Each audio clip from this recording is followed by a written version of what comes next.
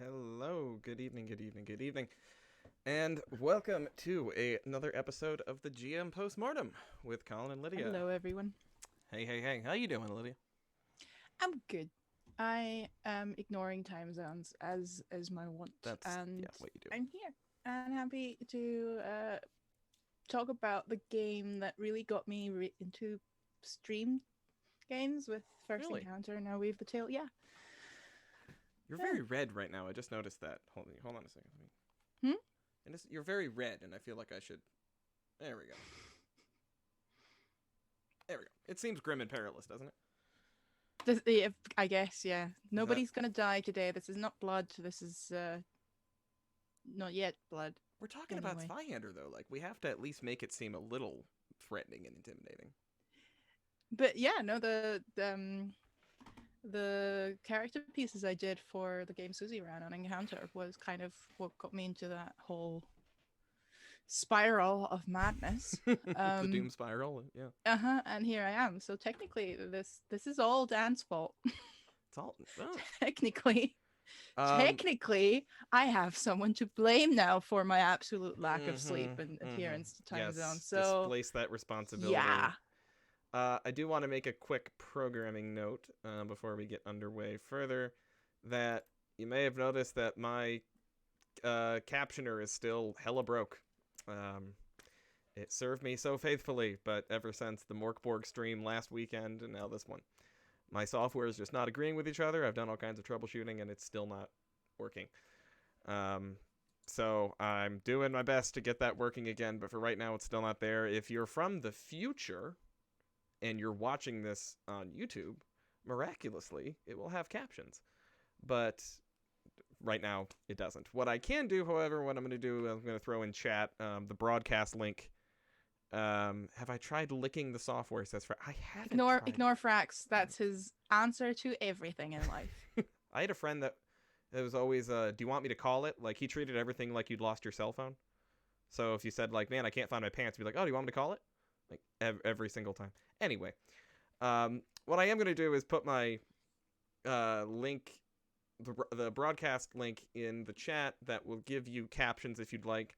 However, it'll only be for my microphone. You'll be able to hear what I'm saying and see what I'm saying on the captions. Nobody else's. The software I have that allows me to put everyone's voice in one big batch and filter it through a captioner doesn't want to work. So there is the broadcast link that'll give you at least mine, if that helps. I'll keep working on it, but for right now, it's just damn thing does not wish to cooperate. Yeah. We will sacrifice to the appropriate gods, which is, I think, a very nice segue into Zweihander, considering. Is Dan going to tell us which gods we should sacrifice to, or is Dan the god in this, or? Let's find out. You said it was a nice segue. Explain yourself. I was hoping I wouldn't have to. You thought I would bring. You thought I would have clicked the thing that brings in Dan already, but I control the slides. I thought we were going to work together on this, but apparently it's call out day today. It is so call that's out gonna day. be fun. So let's call out to Dan. Hi, Dan. And there he is. I have been summoned from the darkness, and I did make an appropriate sacrifice before I came on the show. I sacrificed a cheeseburger to the endless gullet that is my stomach. So is the gullet god pleased? Yeah. Hey everybody. Obviously, hi Colin, hi Lydia. We were just talking like 10 minutes ago, like before we're on air, but I did want to say thank you for having me. These interviews are always really weird for me. They feel surreal. But I like talking. So I guess this is like an appropriate venue or whatever, right? What's odd about it? Is it just I think coming from a very small town, Midwestern mentality, it's still, I don't know, it still feels a little bit kind of out of body, I think, sometimes to see the games that I help create being played, and talking with people about them. I try to stay as humble as possible. I think it's just kind of my Midwestern roots, but it's always really, really strange to have these conversations. I enjoy talking about games. Don't get me wrong. But it's always fun to do this. And thank you for having me. This is super cool. We both love your game. This is it right here, or at least this is the significantly thinner version of the Zweihander core books. I actually don't own the full revised core book. What is it? It's 660 something pages, is that right? 669 pages, and we'll be sure to Nice. remedy that after our conversation. You can send me your postal address and we'll make sure to get everything taken care of. You sent me bookmarks last time, man. more books. It's all good. I have cases and cases. I was just saying to Colin and Lydia before we were on this, like I said, I had like a whole corridor over here full of cases of books. I have like 27 cases of books over there. So yeah, if you need books, just let me know. I'll send them over to you, Colin. No problem. That thing And to you as well, Lydia. I know you're out of the States, but we'll get something out to you too if you need it. I mean, I'm not saying no to that, but do be aware that there's a bloody Atlantic in between, which makes everything difficult and more expensive. So I fully understand. I once sent Lydia a $30 set of dice that cost $40 to ship. So the eternal benefit of working for a publisher is that I can put the postage on them, so don't tell them. So glad we didn't say that on a recorded Don't show. tell my boss that. You can tell her, it doesn't matter. But yeah. You may still have my address. How is the gigantic D100 I sent you treating you, by the way? Amazing. So it's funny. Last week when I had come back to work after taking a very extended vacation after finishing Flames of Freedom, I was like, I'm gonna start randomly rolling some characters up. So you send the dice over and I'm like, I'm just gonna generate like 10 characters. And so I've actually brought this home today from work, but I used to control the die roll is this little dice tray thing here. Yes, necessary. To keep it, yeah. Else the die would still be rolling. For Lest those of it you, continue to legends say roll. it's still rolling. For those of you out in Viewerland, I sent Dan a metal D100, which if you've never seen a D100, it's the size of a golf ball, and it's a 100-sided die. And that one probably weighs, I would guess, like 4 or 5 pounds, maybe. I call it the Skull Crusher. It's brutal, that thing. And because it's so heavy, and because it has so many tiny sides, it will just never stop rolling unless you do something to stop it. Yeah, compared to the old plastic ones that they used to have full of BBs, like it actually stops rolling. Like the metal one stops rolling because of the weight of it. But yeah, you could stick it in a sock and use it for a blackjack. Like that's how damn heavy the thing is. Well, given the size of your bloody book, I think you now have a nice choice between bludgeoning weapons to use. What weighs more, that die or a Zweihander core book? I think the die is pretty close because I think Zweihander is 4.62, I want to say. I remember you weighed it for some reason. Yeah, I remember seeing that on Twitter. I weighed a Zweihander sword and a Zweihander book. Right. And they were comparable within a pound difference, if I remember rightly. But that was a long time ago. But yeah, the dice is great. You said you were rolling up a bunch of characters with it. Yeah. So we're gonna do like a little kind of one-shot thing with some friends that I haven't seen in years, and they're like, "You're making games now. Let's play some games." I'm like, "Okay, I'm gonna play Flames of Freedom." They're like, "What's that?" And I'm like, "Okay." So yeah, I made some characters for them. We're gonna do a little remote thing. It's not with my normal Wednesday group, who all live in the same town that I do, but with some older friends that I kind of reconnected with recently. I was just last Post-Mortem we had Trooper on talking about GMing in historical settings. It was awesome, and it was Trooper, so it went on for like 4 hours. Yeah. And it was awesome, and we were talking about there was one of the questions we got was what historical period that we not GM'd in that we would like to GM in, and if so, what period and what system would we like to use for that. And my go-to immediately, and I think you're kind of like, I'm gathering you're a bit of a history nerd like me a bit. My go-to immediately was 1848. I just want to do something about like the springtime of the peoples and like the revolutions of 1848 when Europe was on fire for a year. And I sat there and I was like, but what system would I use? What would it? And I racked my brain about, and then I feel like awful that like Flames of Freedom didn't immediately jump into my head. Like, of course Flames of Freedom would work for that. It would be perfect. We did this would have been at least a decade plus ago. I was a player and ongoing game, which is pretty rare because I don't tend to play characters. But this is like a long time ago. And we were playing Mask of the Red Death set in 1847, which was a really intriguing opportunity to kind of peek that nerdy history side, as well as kind of have it converge with the weirdness that was Mask of the Red Death for Ravenloft. So it's an intriguing kind of crossover. Yeah. Right on the eve of the powder keg. Mm-hmm. Yeah. So, Zweihander. Let's talk Zweihander. We have it.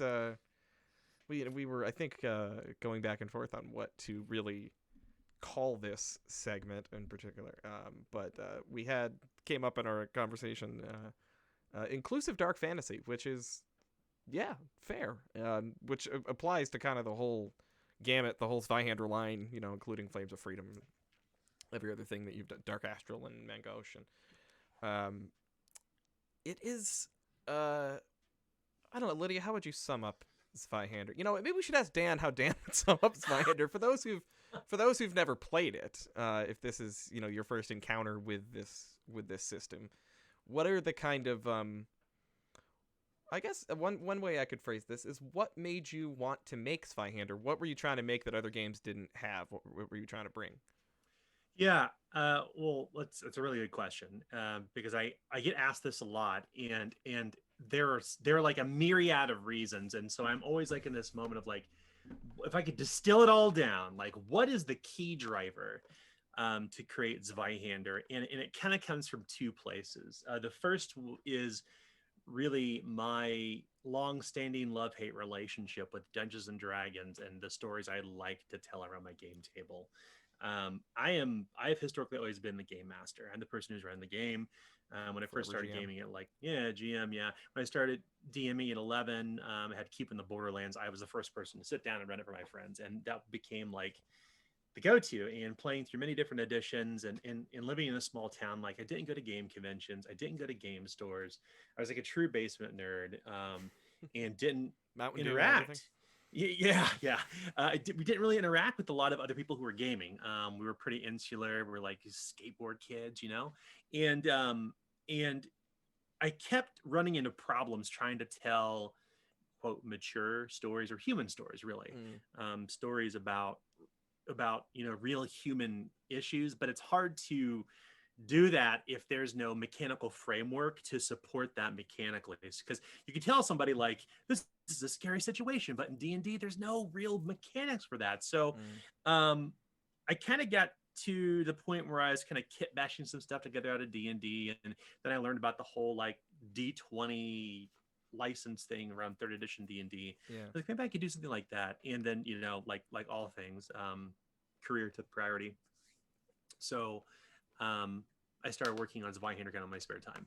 So that was kind of the first impetus to create the game. But also, when I kind of started to open up my kind of eyes to other RPGs beyond D&D, because my experience with RPGs was very monolithic. It was tied to D&D. I didn't play their games. I didn't really know much about them. I didn't have any interest in it. And more importantly, my friends didn't. So if my friends didn't, I didn't. Because we all know trying to get people to play a new game is like pulling teeth. Oh, God. So have you noticed, especially getting people off D&D is particularly hard?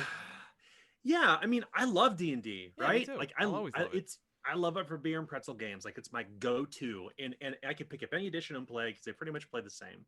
But yeah, you're right. It's trying to get people to play new games and stuff. So I knew that I couldn't get them to play a game I bought off the shelf. So instead I was like, how about we make a game together?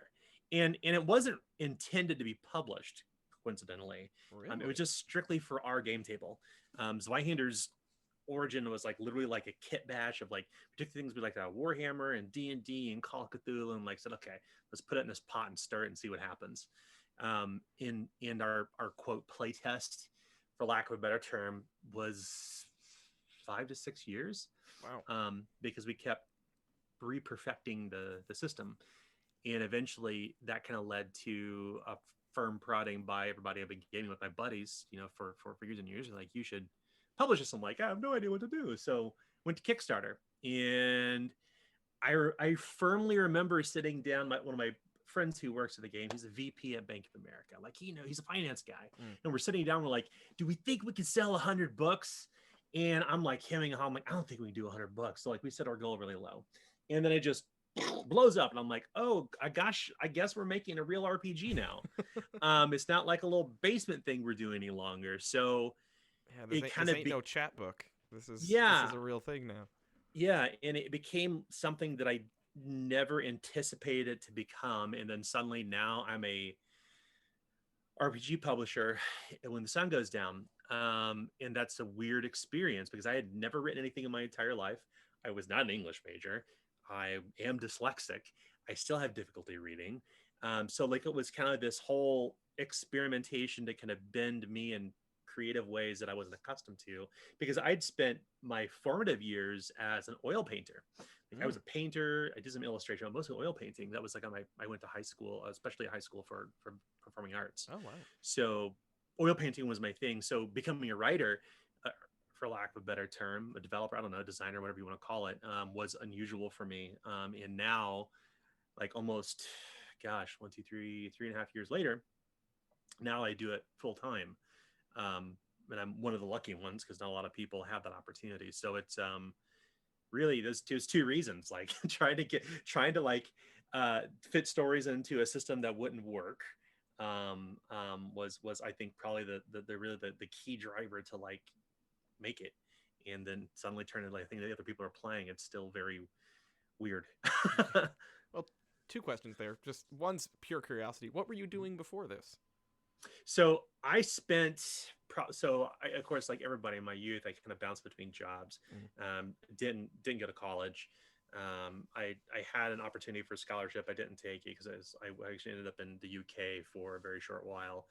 But I come back to the States. I'll tell you that story some other time off air. But and then I end up like bouncing between jobs when I land at Union Pacific, and I'm working for the railroad all the live long day. Wow. And after 9/11, I got laid off, and then I started with a small internet company in Kansas City that created the first banner ad for Yahoo. That I don't know if you remember this, but that monkey that would bounce back and forth, you have to punch. There's a big banner ad, long. Wow. It's the first banner ad ever created for the internet. That was the company I worked for. And then I spent 16 years in digital advertising, like an agency. That was my job. And I started out in privacy, got my corporate certified privacy professional license, was a coder for a while, did copywriting, graphic design, kind of wore a lot of different jobs within the same company until I kind of found what I really worked well with, which was business development. So project management, client management, budgets, all that fun stuff. So that was kind of like where I started. And so when I approached creating Zweihander and turning it into like something bigger, I was like, okay, if I could put it through this funnel of business development, I think I can make Zweihander like competitive. I think I can put it in a lot of people's hands and see if like this is a game that people really want to play. So the Kickstarter then turns into a small publishing company, then turns into like, okay, how can I grow it like in my spare time, with what little there was. So my background is biz dev. Useful. Hey, and it's certainly very, I'm sure that's really helped the game along. That would explain why you jumped to the gunhammer thing so very quickly. Well, it was clever for one, but yes, I also thought it would be fun to kind of share something cool and then make it canon and put it in the next printing as Zweihander. I didn't say it. Yeah. Canon. Ooh. Boom. Yeah, CANON in the book. So I just got a next printing. We'll put it in there. Oh, nice. That's going in Flames of Freedom or going in Zweihander? Zweihander. Yeah. Leaves a mark on the book. How lovely. But you've taken this bull by the horns, basically, considering what you mentioned wasn't exactly your plan. If you had a plan at all, wasn't exactly where you thought you would see yourself going. And now it's not just Zweihander. As Colin mentioned, the various supplements for Zweihander, and now the powered by Zweihander games, Flames of Freedom, Blackbird's coming out as well. It's a big deal, and it's, I mean, fully deserved so, because like I said, I've started playing Zweihander with Encounter, and if you want to compare it to D&D, which was also my main it's almost and this is funny considering the name, but my weird analogy would be it's almost like the grammar structure, rule system, I mean, the grammar structure of English and German. Because what I really, really appreciate about Zweihander is that the mechanics are incredibly consistent. Mhm. It seems a lot at first, because obviously when you're coming from D&D, any bigger game, any proper rule system is new and different. But as soon as you have the very basic skeleton understood and down, it applies to everything else, which is very similar to German language grammar, whereas English is just all over the fucking place. And you have to practice to understand why. You have to literally just learn it by heart because it doesn't make sense. But that then being called Zweihander, even though you ditch the umlaut for understandable reasons, it's like, that's funny. But that's me being a language. No, I think that's a really interesting insight, and I could tell you that was we purposely designed the game for rules elegance, because I think that particularly with complex games, they have a tendency to have like different systems that are disconnected and also typically designed by different groups. So with Zweihander, because it was literally like myself and my friends, we had the opportunity to test everything together because we've been playing it since the beginning. So it was a little bit unusual in that. And I knew from my biz dev side that I wanted to construct something like a Lego set. I wanted to be modular and ensure that every system fit together well. And then if you could disassemble it without breaking the game. So we really leaned heavy into what I kind of loosely call approaches. And there's roughly, and this is pretty consistent throughout Zweihander in the Power of Zweihander game line, there's roughly 14 approaches. And those approaches basically are the way that rules are explained, the ways that effects essentially for talents, traits, quirks, skills, things like that. They all kind of follow the same flow. And that noun, verb, action, verb stuff consistency was really key because I struggled a lot being a dyslexic reader, especially trying to take on new games or read new games when my players weren't willing to do it, but weren't willing to play, but I'd still buy games when I was trying to explore like what the RPG world looked like beyond D&D. Like I struggled a lot. With D&D, I had like that foundation of playing from our youth, and like it was kind of like in the DNA, so to speak. But learning new games is really confusing for me because I have a lot of difficulty kind of consuming mechanics. So that's one of the things, and I think this kind of comes from just that experience, a rare experience to have a really dedicated group of playtesters who are my friends.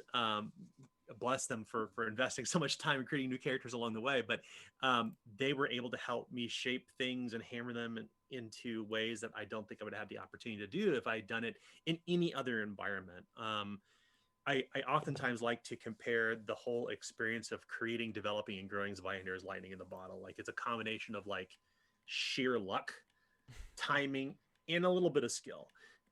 Because I think that particularly when an RPG can kind of come out of nowhere, which Zweihander kind of did, and kind of grow quickly, relatively quickly, is not common. But I think a lot of that was just boils down to luck. Because I think anybody who tells you like I'm successful because I put myself into it they're not telling the whole story.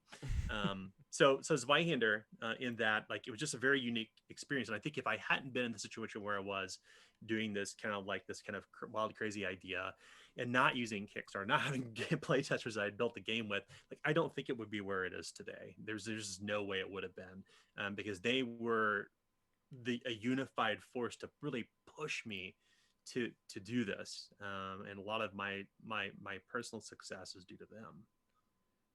And it was that same core group of people that were your playtesters for that 5-6 year period. You had the same people. Yeah, I mean, we had some players come and go, as families kind of come along, but we had roughly, I think we had our total playtest size of, I think, just kind of off the top of my head, I think it's like 11 or 12 people. But we had a core group of around 7. But the others kind of, Jeremiah, our friend, moved to Colorado, and Walter Fulbright moved on to work on 2 Out Rally, like an MMO for baseball. Like we had people kind of come in and out.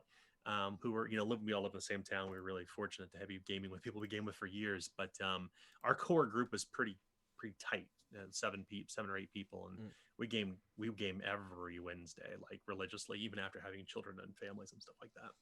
One thing that caught my attention in there was that you said that you were struggling to get these people to play a different game, which, this, I should mention, this show of ours, the thing you're on right now, began on and is still sort of a GM advice show, but we also like to talk about games with developers, so, if you want to learn how to run the game properly, who better to talk to than the person who made it, of course. But I find that interesting as a GM thing, that you were struggling to get them to play different games, but then you mentioned, you name-dropped a few of them in there, Call of Cthulhu, Warhammer, and you said you took a lot of those things and kind of mashed them together, and that's sort of what became Zweihander. Had any of the other people you were working with the game on, had they played any of those other games, or were you kind of the brains of the operation in that regard? Well, I think if I was to look at, like, there's a point, like, when I turned, I think, around 28 or 29, like, we had new players come to the table. So our group diversified in the sense that we had people who we hadn't grown up with gaming, right, and the people who came to the table playing other games. I think that the real key struggle for us was that I have my own game world, and they have their own characters with legacies and bloodlines and all this long backstory stuff that people love to talk about. Like, we had all this, like, history, and it was all intrinsically kind of tied to D&D. So being able to disconnect those two things for them, I think, was difficult, and it was for me, admittedly, until I kind of decided the soft way to get them to try a new game is actually just create one with them. And that transition took, it took years, but our game world eventually transitioned from, like, every edition of D&D into Zweihander, and now we actually use Flames of Freedom game rules in our game that's set in, like, a semi-dark fantasy Renaissance thing. So it was easier to get them to try something new by having them be a part of it. But once again, that's not the common experience for a lot of people. I think, especially now, when people are not playing face to face, most people are playing remote, especially with younger gamers who kind of come in to learning games by playing online through Roll20 or whatever it may be. Like, they don't have that same opportunity, and that's why I keep going back to, like, I'm just extraordinarily lucky to have had those people to help. My friends help me develop this, because I think, once again, I could not get them to try anything else. So, like, Warhammer, we don't like the world, and I was like, yeah, I kind of secretly agree. Call of Cthulhu, cool, but we don't want to play the real world stuff because it's kind of riddled with, it has a lot of baggage. And I'm like, yeah, you're right. Lovecraft, let's just stick with the fantasy world that we've created together, and then mishmash the rules and make it work for Zweihander. Everything's fantasy, nothing hurts. Was it always sort of low fantasy, dark fantasy you were going for? Because at least that's the impression I had when we started playing, is that Zweihander was being a little bit more catering towards, again, the refocus to people rather than big spells all over and all the colors, all the neon magic things. So a little bit darker, a little bit more almost, I don't want to do the perilous thing, but it's you can't solve all your problems with magic or with cool swords moves. The classes, if you want to call it that, the professions, they're simple people. You have tradespeople, you have you have your sellswords and even magic users, but more inspired by late medieval professions, late medieval world. Was that the goal from the beginning, or was that always what you were interested in? Yeah, I think that, and that kind of goes back to some of my struggles with D&D. Like, D&D has a model where it goes from 0 to hero, and it's wonderful. That system works well for that, right? But the games that we were running were 0 to 1. It wasn't about, like, and we found that really conflicted with the idea of, like, your standard fighter, cleric, magic user, thief, paladin, whatever else. Like, those classes didn't quite resonate with the stories we wanted to tell, because our influences were not like fantasy novels. It was like TV and movies. I think I like to. This is maybe I'm probably giving too much praise to my storytelling here, but one of my favorite shows is The Wire. I think it's some of the smartest television storytelling in the last couple decades. And when I string together my stories, I think about what would this look like in like one of a really cool popular TV show, and not like a fantasy show, but like a show set in the real world. So when I thought about Zweihander, like I was like, I need to pick a time period that one doesn't feel like I'm pulling the players who play in D&D too far out of, that time period. And then two, I need to really kind of center them in like human experience, the human struggle, and then overlay that with mechanics that would help realize that from a mechanical perspective, because it's easier to justify the narrative perspective, because those two things have to kind of live together. So it was always intended to be low fantasy, and I can tell you, so the last thing I worked on as Zweihander was actually the magic system, because I don't like magic. My games, like my weekly games that I run, like we never have more than one person in the game who uses magic, and we're always like debating, do we have a person who uses magic or not in the game? Because they're the type of stories we like to tell. We like to tell stories that are more human. So magic was the last thing I wrote in Zweihander, the last thing I wrote in Flames of Freedom with the team. And because to your point, Lydia, like I think that when you introduce magic, now you can solve problems with spells, or in some games you can skill test a problem away. And I think that what I really wanted to do with Zweihander in particular is that I had all these cool meta mechanical systems like corruption and conflict, and the order and chaos stuff, but I really wanted to urge players to be narrative first and then have mechanics to back that up. And I think that it's really hard to tell those stories, even with the optional rules in the DMG to have lower magic or more dangerous D&D games, because I think ultimately the skeleton of D&D is not really appropriate for it. I oftentimes refer to it as the 4-quadrant fantasy. It's like it's a tent pole RPG. Everyone is included in this game, and it'll have something for everybody. But that's not Zweihander. Zweihander is a very kind of niche thing, and I think it kind of exists a little bit outside of even the dark fantasy lens because of its perspectives on inclusivity, its perspectives on telling human stories, which are oftentimes kind of forgotten, I think, even in dark fantasy RPGs. So I know this is a really long answer, but I hope it shares. Here for. Yeah, I hope it shares some perspective, because this is something that I can wax on endlessly about. You're right though. Something in there jumped out at me, just that D&D in particular like goes from 0 to hero, and I remember well, first of all, curious, what edition did you start on with D&D? Redbox. So nice. long time ago. Yeah. And then our big jump was going to AD&D second edition. We played Redbox for a little bit, and they're like, AD&D second edition is where it's at, with the DM on the front opening the doors. Yes, that's the first one I played. Yeah. Killer Elmore, I think it's an Elmore painting. Yeah. Beautiful. That's right. Yeah, that was my first serious D&D game. Started there. Yeah, I started there, skipped 3.5 and went straight to 4th edition. And which is so not the typical path for most D&D players, I've learned. But I remember 4th edition, it was even less of a 0 to hero. You start out a hero. The 4th edition, actually, I remember, so I've recently got back into 4th edition, and I picked up Player's Handbook 1 and 2. And one of the things that they say in there, it's the 3 tiers. It's like the heroic, paragon, and epic tier. But that means that at level 1, your heroic tier, you're already a hero. They make it clear. One of the things they say in there is that like you're already a cut above the rest of people. You're set apart. You're special in some way. And Zweihander, conversely, I just opened up my book here and just flipped to a random profession. And I guess just sort of illustrating for viewers the difference in the way these things are approached. Your D&D classes, Bard, Paladin, they had Warlords in 4th edition. I just flipped open to Barrister, so you could just be a lawyer. Like that's, it really is less based on these sort of, it's less based in just fantasy archetype, and more based in actual real human lives that are not fantastical from their inception, and may never be, because not everybody can do magic, and you may never.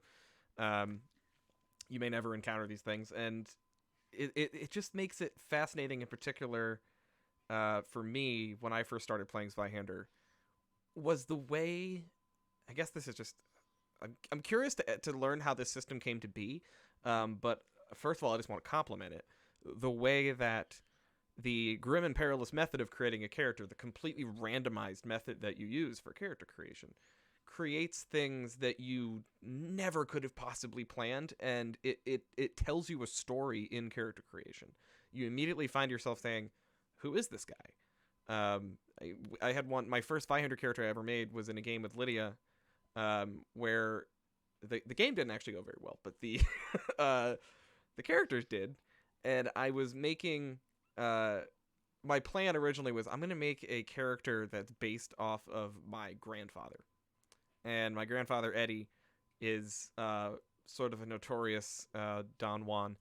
So I'm like, yeah, I'm going to make a really smooth character. But then I was like, let's see what happens with Grim and Perilous method. Let's just see what comes up. And I made a halfling eunuch through the Grim and Perilous method. And I was like, well, there goes that plan. But then it turned into, I got a halfling eunuch barber surgeon.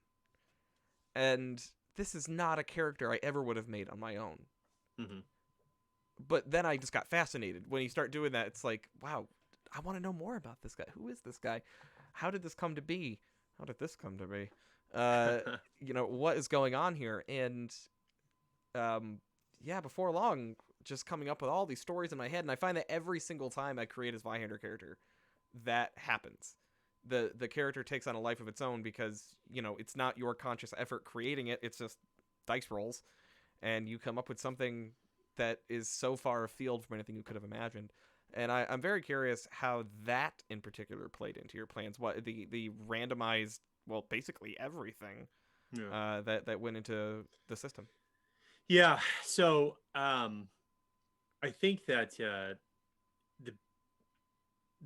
big driver for that was that I think that when I'm thinking about from the perspective of like the players around the table when we were creating the game, like I was like, how do I move them out of their comfort zones? Because I think what will happen, this is me kind of thinking back, 5-6 years ago. I think what will happen is if I create a bunch of stuff, they're just going to pick the normal stuff characters they do. Mm-hmm. They're going to model a fighter. They're going to model a thief. They're going to model a wizard. So called out right now. Yeah. That's exact. Keep going. Personally, so I think I was trying to really kind of move them out of their comfort zone. I was like, how do I do this like rules as written?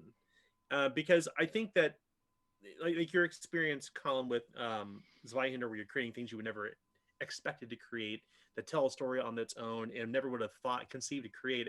I think I want to kind of break traditional fantasy stereotypes because what tends to happen, and this is just observational, this is my own experience, so it may not be a truism, is like when you move somebody from one system to another, they're going to recreate something they're already playing in a previous system, and it's going to kind of be the same. There are a lot of traditional archetypes like the elven ranger, the cleric, half elven cleric healer, the human fighter, like the cool wily elven thief. Like these archetypes exist in D&D and they're around, they're cool, and people certainly create new characters. But I really wanted to find a way to like pull people out of their comfort zone, to put them through essentially a storytelling mechanic without actually having to make them think about, okay, how large is my family? Who's my most hated enemy? Who is my best friend? Like I didn't want to do that because I felt that if I could, that those stories would come about through the mechanics of creating character. Because I always compare creating a character to Zweihander. That's kind of like a mosaic. Like you get all this random stuff, and like when you're looking at it really close, it's like, how does this all fit together? And you take 2 steps back, and it's like, I can see my character. Oh my gosh, this is super compelling. Like this very complex, complicated character that you would not have anticipated or thought to like bring these different options together. So that's why we always say randomly generate your first character. I think in the rules it says randomly generate everything, but like we randomly generate some stuff, but now we kind of form the characters we create in our own game around the stories we want to tell. It's actually one of my favorite things you included in there is that there's a at the bit on character creation, there's a pop-out box that is sort of a call out that says something to the effect of, yeah, you can pick stuff, but like, come on. Like, Yeah. I think it's something that, it's not within the spirit of the game, essentially, to do. Oh, it's for the box on assigning your primary attributes Yeah. instead of doing it randomly. That it doesn't fit the spirit of the game, and really, you should, be a little more brave. And just see what happens. I think that the other side of it is like, because when I wrote Zweihander, and this has changed with Flames of Freedom, but when I wrote Zweihander, I don't think I was thinking so much about like the starting role player, because I think that any game somebody picks up could be their first RPG. Mm-hmm. Through our reprints of Zweihander, we made it a little bit more apparent. But what I wanted to do in Zweihander is like get somebody up quickly to create a character. But when you've got 72 professions and 8 ancestries and 38 alignments and all these complicated things you have to bring together, like, you can't even begin to ask somebody to read 138 pages to create a character. Instead, what you could do is say, here's a character sheet, here's some dice, grab a pencil, roll your dice for 10 minutes, and you're going to create a character. That's a good point. You may not know what it all does yet, but you're going to create a character, lickety split. And I wanted to ensure that like the new player coming to the game, as opposed to being daunted by the 669 pages that's here. There she is. It would be to just grab some dice and roll and figure out what happens. Because I think that's a quick way to get people introduced into the game. And two, it'll help break down the stereotypes, and not just the archetypes we see traditionally in fantasy, but also the stereotypes that are interwoven into the DNA of just fantasy in general, dating back to J.R.R. Tolkien. This is obviously a hot topic in D&D right now about race and culture and heritage and things like that. So that was a conscious decision that I made to ensure that we could move people away from those things.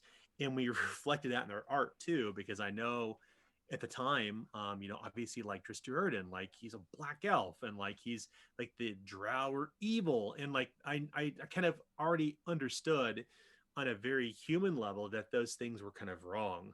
So I wanted to ensure that what we did in our game kind of helped made people uncomfortable in the sense that you randomly roll everything like you do attributes in D&D, right. But also would kind of pull them away from like the archetypes and the stereotypes they may lean into as Zweihander, because dark fantasy has its own baggage that comes along with it. Yeah.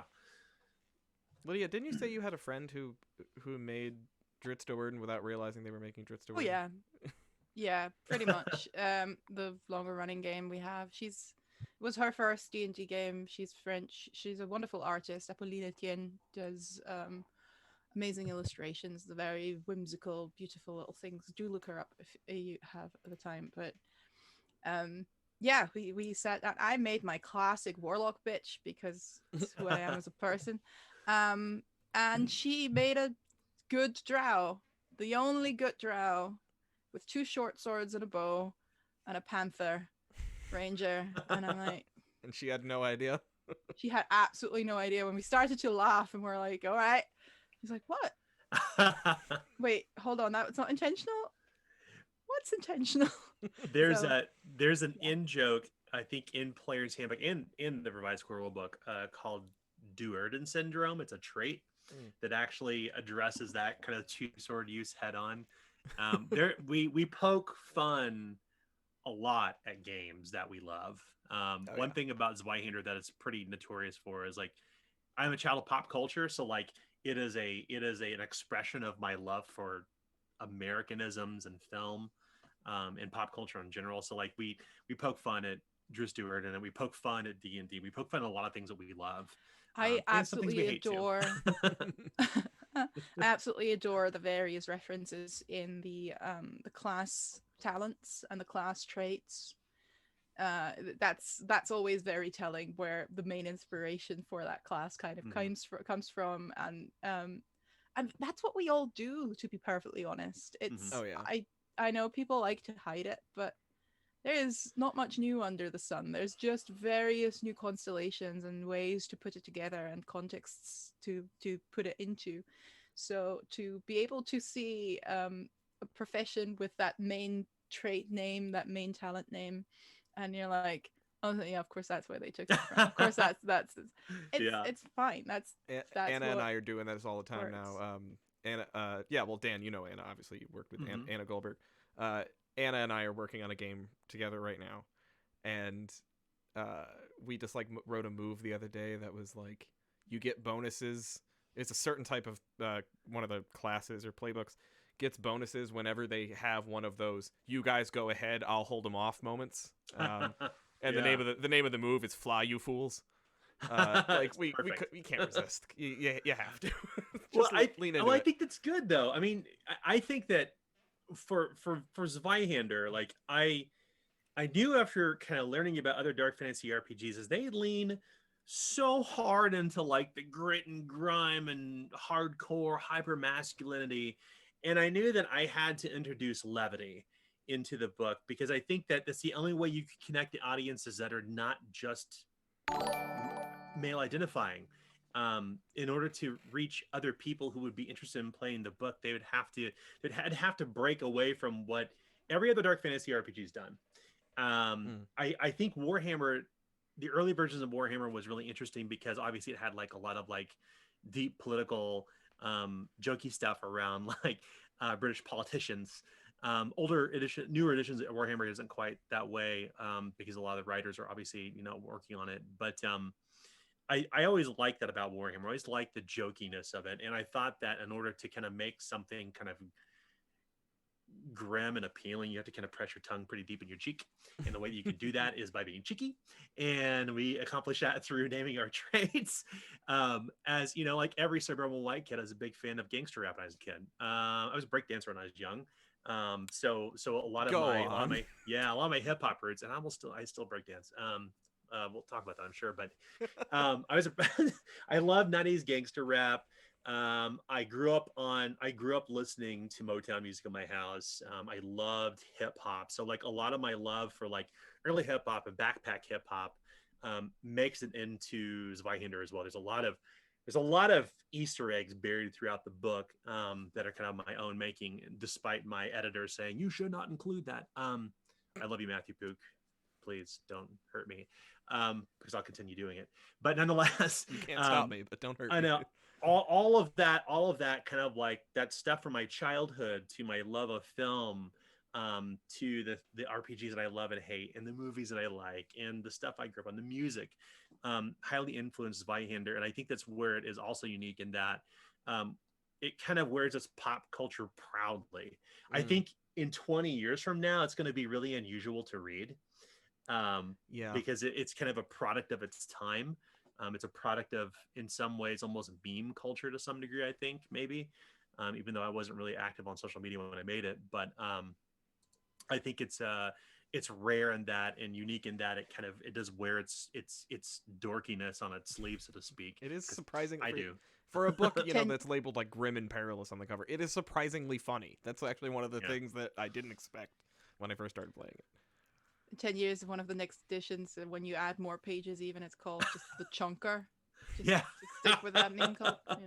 If I saw the meme going around about Joe Biden swearing in on there's like name this book wrong answers only. It's like clearly like an older version of like the Bible and it was massive, and I was it's Zweihander. We talked about Zweihander second edition. It's a grimoire. I would love to have that. It looked like a movie prop actually, but it did. I would love to make a larger version of Zweihander like that eventually. Second edition Zweihander coming 2022. Just kidding, it's not. But I like books, and I cannot lie. And I think that with Zweihander, I really needed to make sure that I, as a writer, I was not writing for other people per se. I was writing for my group and us. So I knew the things that resonate with them, and I think it's great that people find it funny, and find it fun to play as well, but also that it is able to kind of get away from the trappings that oftentimes comes with dark fantasy, the grim perilous stuff, which is like super serious, gritty. Here's some, like the traditional stuff that's associated with it. So I think that's interesting. When you say I was writing for me, because did that feed into when you moved on with Flames of Freedom? Because you had so many people collaborating, so many people giving their version, and obviously being friends with Anna, kind of getting her editor perspective every now and then. I think if you have that knowledge and that self-awareness of I write for myself, it makes it easier to have, hey, I want you and your perspective in there. I want you to write for yourself, because we cannot share each other's life experiences. Yeah. And while it is important to have so many people be able to see themselves or find themselves in a book like this, it also means it will be impossible if there's just one person working on it. Oh, did that factor into your future projects as well when it comes to Flames of Freedom, when it comes to Blackbirds to a certain degree?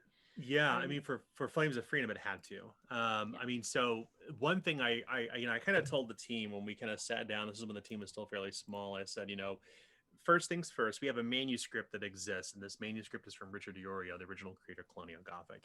It's a 1,500-page manuscript. It has to get down to 678 pages. Not only are we going to cut this manuscript up, we're going to put our fingerprints all over it. We need everyone's perspectives. We're going to provide cultural consultation. We're going to provide some sensitivity reading, and we're going to rewrite. And rewrite we did. There is a ton of writing that went into what became Flames of Freedom, because it goes back to like I can't write about the Black experience. I'm not Black. I don't have that experience. Like, I didn't grow up like that. Especially the 18th century Black experience. Exactly. Right. Exactly. So some of the first things that we did as a team is we sat down and we created the preamble, which the 8-page right up front forward to the book that basically introduces not only what you're about to read, but it kind of became our North Star for everything we did. If it didn't fit within that, we would sit down, we would have a crucial conversation, as I like to call them, which is basically let's talk without judgment, and let's talk about what we're looking at and how we need to frame this to make it work. Because particularly because it's 1776 America, which is it's an era that's fraught. It's where kind of slavery pretty much originated, like during that period of time. So not even accounting for the fact that not only the British, but the French and the Portuguese, and by essentially the British Empire broadly, was at this point taking indigenous land away. So we knew that we needed to have everyone's voice be a part of it. So I'll give you a good example. So when the manuscript first came in for Flames of Freedom, it had this section called, I think it was called The Indian Nations, I want to say. I can't remember the exact title of it. It was written by Richard. So Richard Iorio, who wrote Colonial Gothic and did this manuscript, he's a historian, very well researched. Colonial Gothic was a very successful game for him, an indie game. And for Flames of Freedom, the first thing I told him after I kind of joined Andrews McMeel was that we need to have a diverse team. We need to have people of these nations that you're representing read and rewrite and ensure that it meets their not only historical but also their oral histories. And this is not going to look like the same thing you sent in. So he trusted. So like just get comfortable with that now, I suppose. Yeah. And I could tell you it was uncomfortable for everybody at first, and it was a good discomfort. Yeah. Good pain. This was Flames of Freedom was by far the most challenging. It was the most challenging and rewarding project I've ever been a part of in my entire history of my career, even outside of RPG. It was a difficult thing to write, and we had a lot of great conversation around how to do it right and how we're doing it wrong and how we can fix it. And I can tell you, right now, I think it's going to be a very challenging book to come out. It will be thought-provoking. It will make some people upset, make some people very happy. I can tell you the team that worked on it feel very proud of it. They talk about it often. And that's not just like, oh, here's white dude and white girl. And, we have our team consisted of, so Kate Bullock was one of our first hires for trauma coach and sex positivity, and then just general like TTRPG safety, because she has deep understanding and experience with that.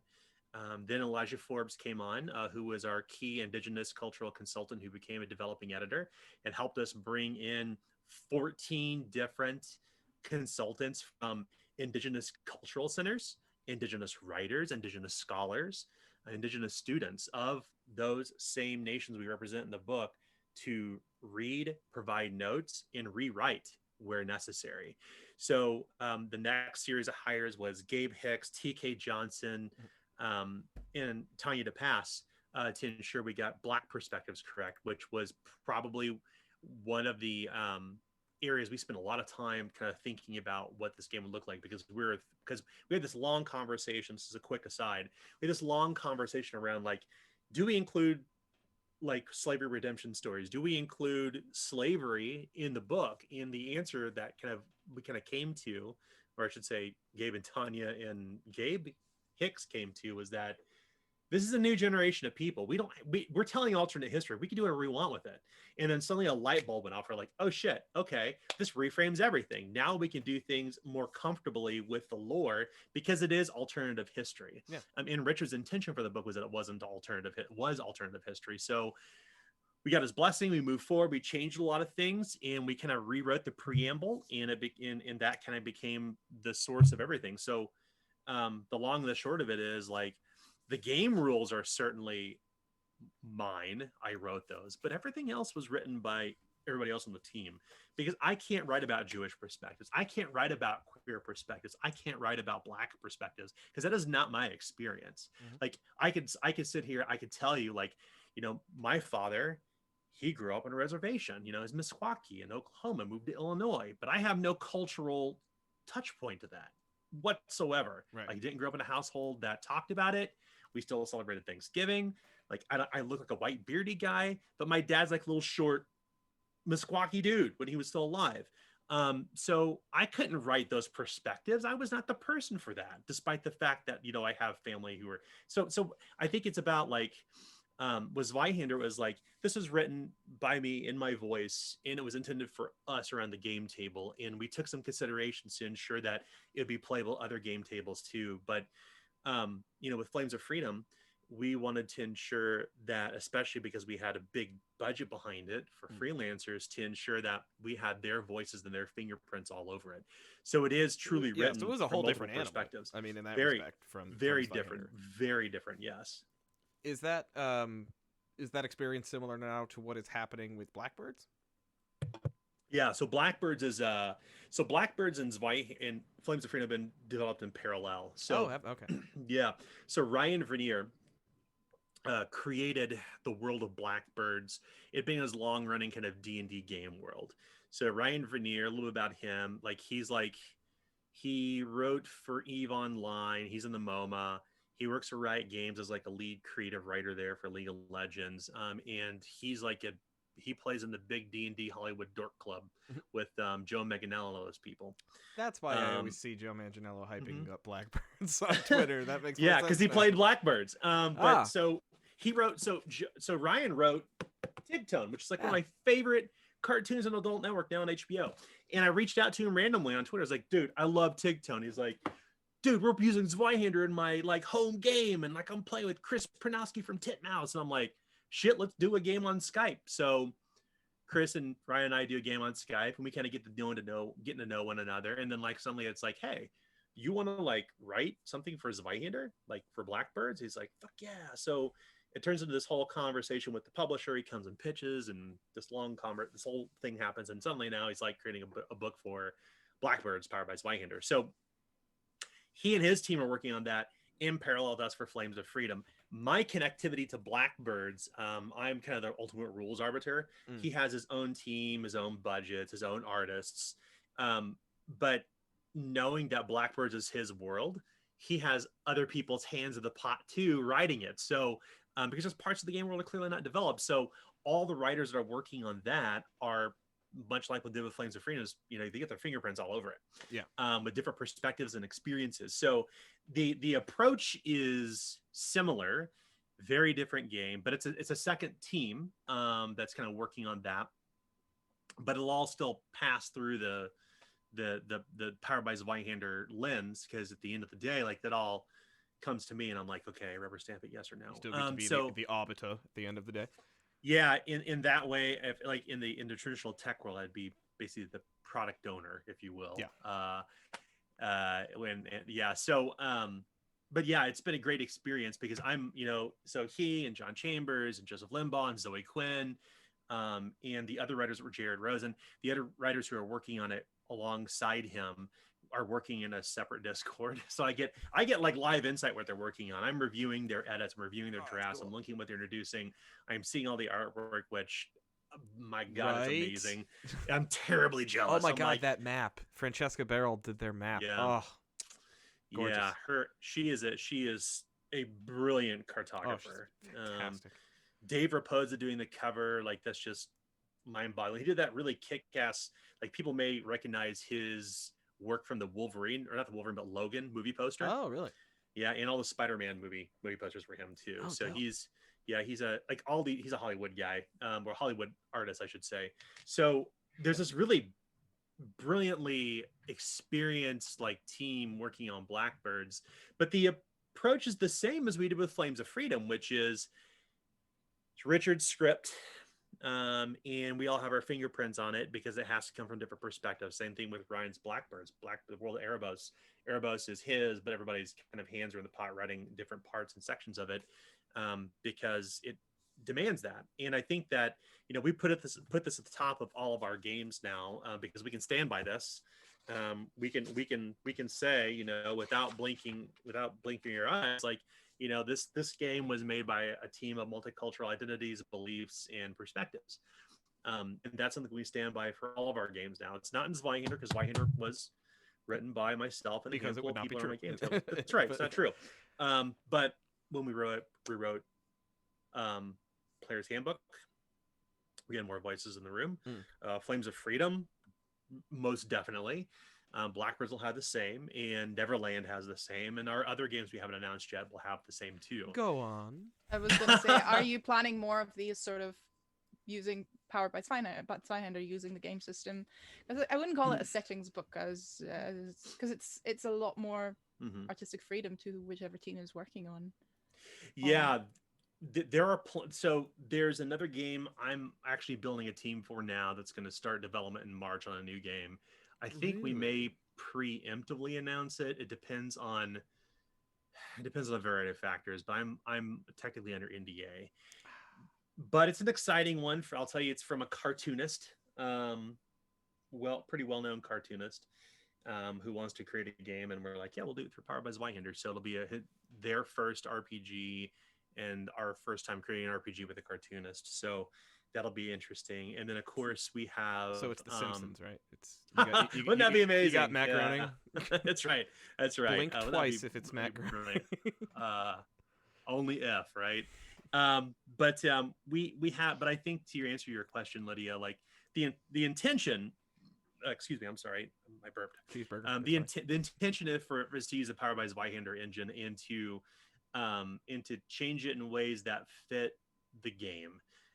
Like Flames of Freedom was an easy, I would say it's a relatively easy lift from a rules perspective, because you're really talking about, whereas Zweihanders are inspired by late Renaissance and like 1776 is like maybe 70-ish years after. It was a very easy lift to take, like, okay, here's some rules, move them into Flames of Freedom, change them because we've got 3 years of real player learnings in the wild that we can use to change rules we need to. We've got some learnings around our own game table we can apply, and then change systems that fit the genre. So with every kind of new game we create, it'll have its own unique kind of systems to it, but it'll ultimately still be powered by Zweihander. So that basically means all the games can be intermingled with one another, with just a few minor wrinkles. We're trying to create I wouldn't say it's a connected world, but a connected system, so that you could take Flames of Freedom characters and plug them into Zweihander, or vice versa, or you could take Blackbird's characters and put them into Zweihander, or however you wish to do it. Now, granted, like other games that are a little lighter on rules will obviously have a slimmed down version of Powered by Zweihander. I can envision easily creating this is something I've been kind of banging around in my head, is like, how would you take Powered by Zweihander and make it useful for children who are 11 years old? Having children of my own, this has obviously been kind of top of mind now because I'm a new father.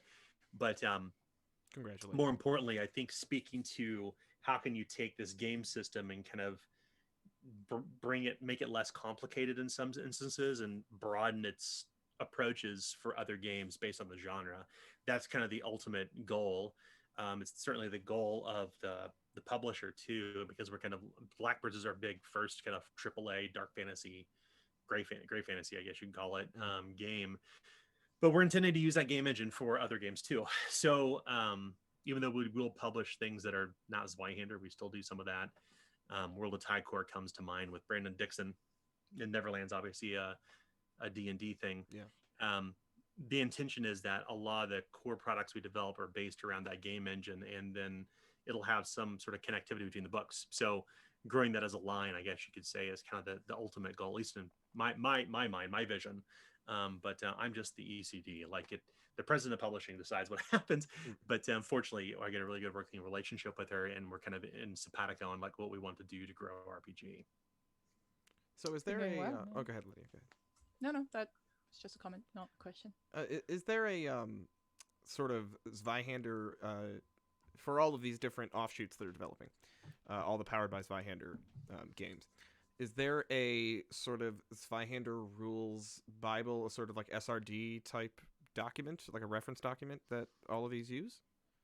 So we have some internal documents that exist that loosely resembles an SRD, but as for related to Zweihander specifically, the closest thing we have in SRD is our free compendium we have on Roll20. That's kind of what we're hoping people will gravitate toward if they're wanting to learn more about the game, because one, it's the most popular platform despite COVID, where people are playing. Two, we want to make it inexpensive, aka free. And then three, I think to be able to take people, back to one of our original conversations, like how do you pull people away from D&D or other games? Like, here's a game they can kind of jump into without having to buy, that they explore on their own. Yeah, give them free stuff is a great solution to get them to play something. Yeah, we'll give them free stuff that's high quality. Because one thing that we really, really wanted to do with the Roll20 is we wanted to make an experience that's comparable to the D&D compendium, which with our most recent release we're about to make, including our next paid product we'll have on there. It'll have full drag and drop functionality. Oh, nice. We want to make it comparable to that. So like going from D&D to Zweihander won't be a big leap, because the same user experience for creating D&D characters in Roll20 will be similar for Zweihander. So if we can kind of break down some of those barriers to entry, to have some usability familiarity, it'll be easier to get people to try the game, from a business perspective. But from a player perspective, like just being able to go and just like play around with with all the options that are in player. Every option in Player's Handbook is literally built into Roll20 for free. So like just put that in front of people and see if they play with it. And the good thing is that according to Roll20 and our own metrics, that the engagement is really high. Nice. With Zweihander on there, which is, we've got some interesting things to announce around that soon. But it's good. You were just teasing left and right tonight, Dan. I'm like, full truth. Like I spent the last year and a half at Andrews McMeel Publishing planning and building. The first year I was there, we re-released Zweihander, Mongosh, and eventually Players Handbook. We released 3 books like in 1 year. And then we spent the following year, 2020, just planning. So 2021 is kind of our big splash moment. So we've got all these things. We're on the eve of these things happening. The floodgates are about to open. Yeah, in first quarter. So including kind of disclosing like what our kind of future plans are over the next 2 to 3 years. Because we got a really cool thing working on with James Torcaso right now. He's working on a feature length. I think he's talked about this online. I could talk about this. He's working on a feature length, full length campaign and setting for Zweihander. In the same way you may think of Explorer's Guide to Willamette, which he worked on. Yeah. In the world of Tal'Darai, like he's going to create something like that for his game world and this really cool story, and that'll be the first kind of big campaign release for Zweihander that has its own kind of world, full campaign setting and adventure. Oh, that's great.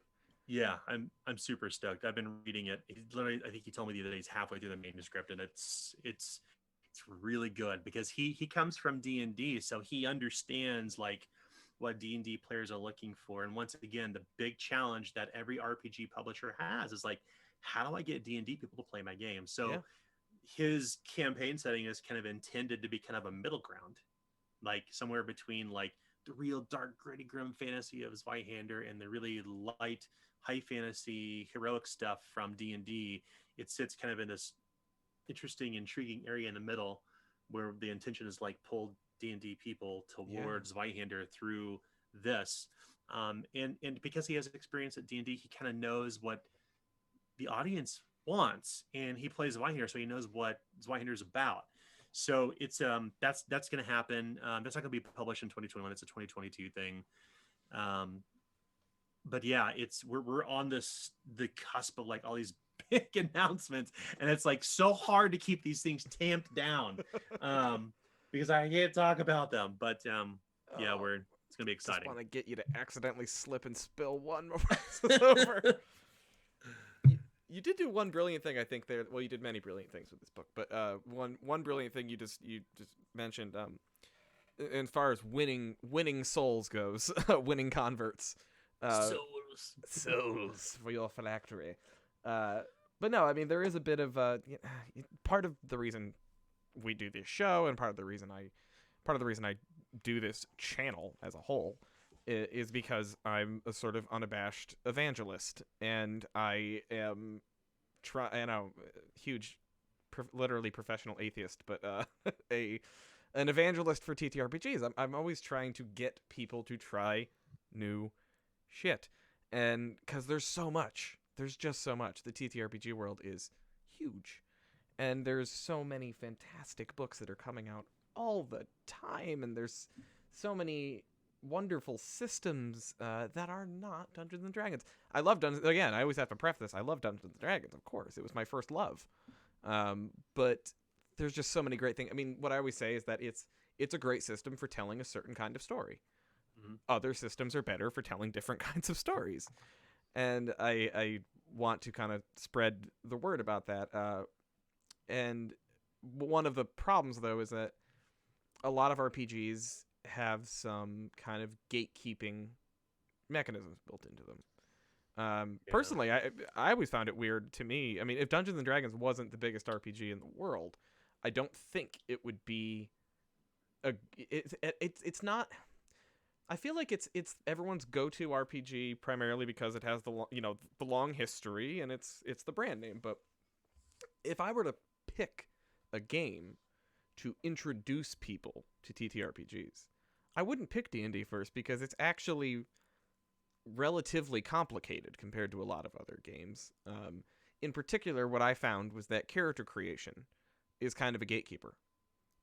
Character creation in D&D, at least in the days before D&D Beyond existed, in particular, is kind of arduous. There's a lot of flipping back and forth in the player's handbook and writing all this stuff down, and you got to keeping all your numbers straight and everything, and it can take a while. I mean, I remember introducing people who've never played it before, introducing it to them, and character creation takes like a couple hours to get right, and you have to go through and make sure everything's chill. That by the time they're done with that, that's so complicated. By the time they're done with that, they're like, oh god, if that's just the character creation, how hard is this game? Like, ugh. Yeah. And and Zweihander, you did a great job of demystifying that. We've already talked about this, but I think that is a great, brilliant, and I'd never thought of it that way, by the way. I'd never realized that was sort of what you were playing at.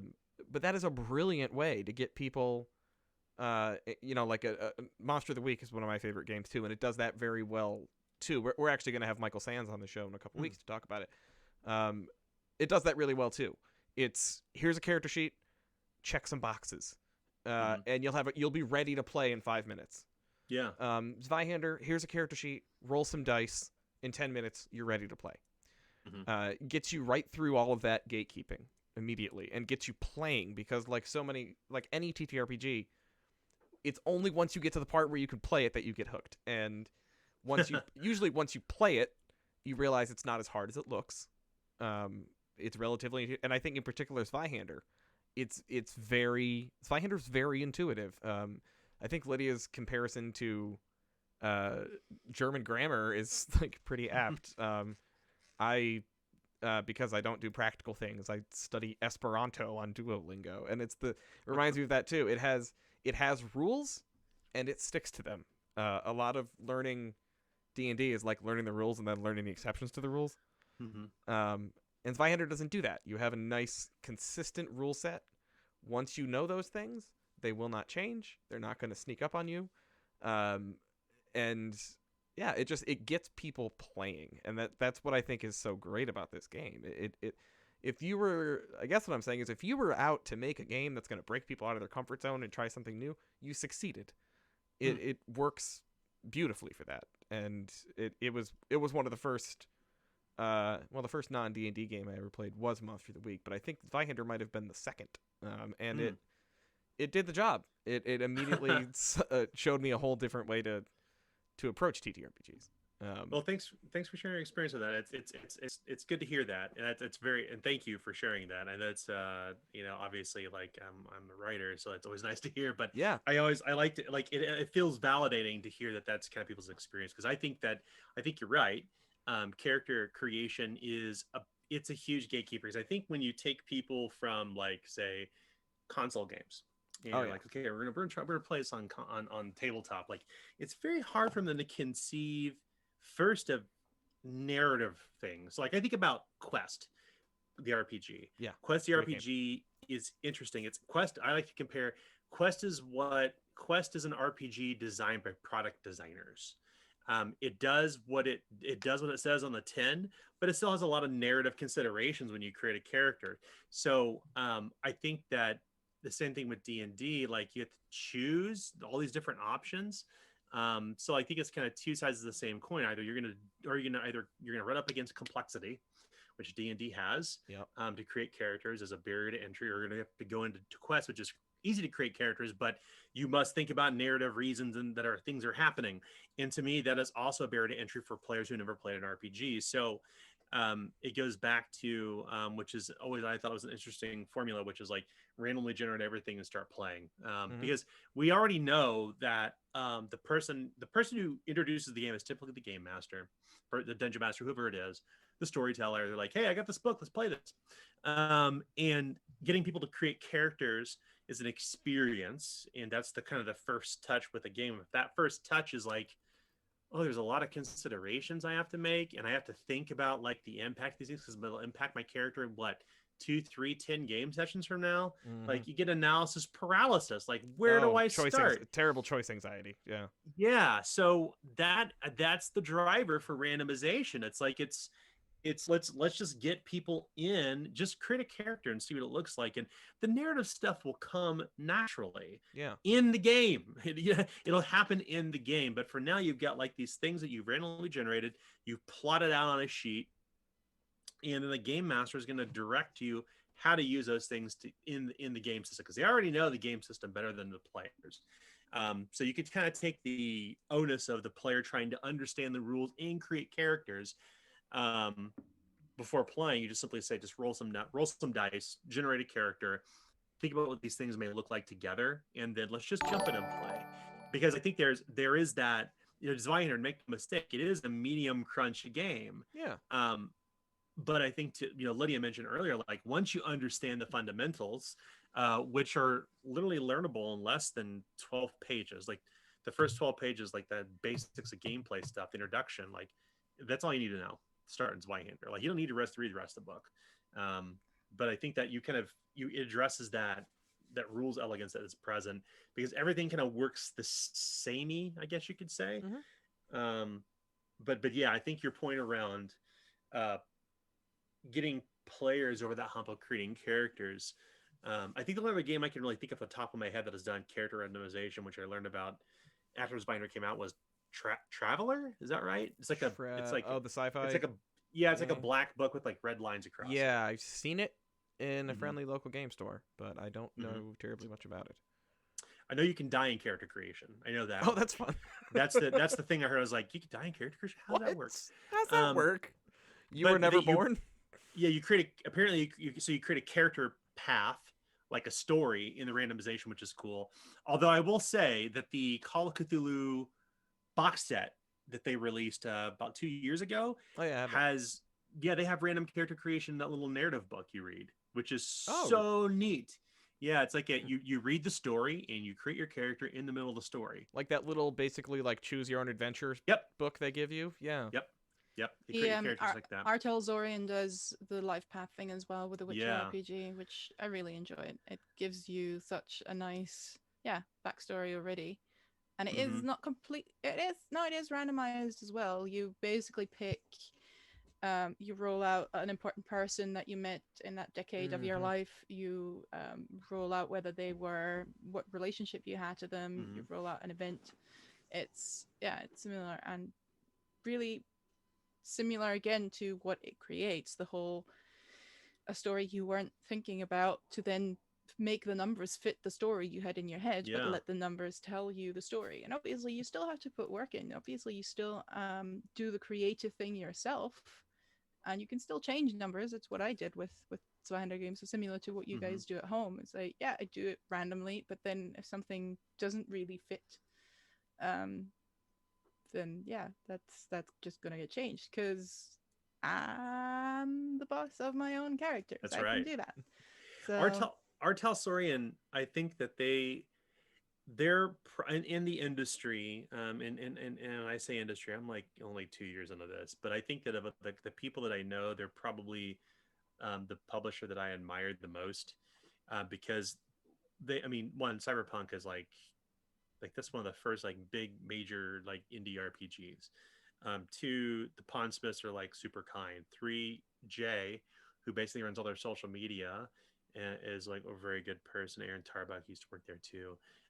They're a great bunch of people, and they've made some really interesting games. And now, like with Cyberpunk, despite the fact that Cyberpunk 2077 is kind of being run through the ringer for Rightfully so. bugs, it's really interesting to see like this property that's not D&D like go mainstream. Yeah.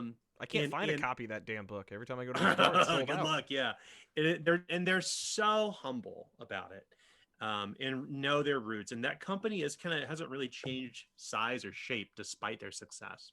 Artel Sorian, I'm just completely in awe of them. They're wonderful people. We're friends, obviously, but I think that they're doing things right. And the Witcher RPG is fantastic.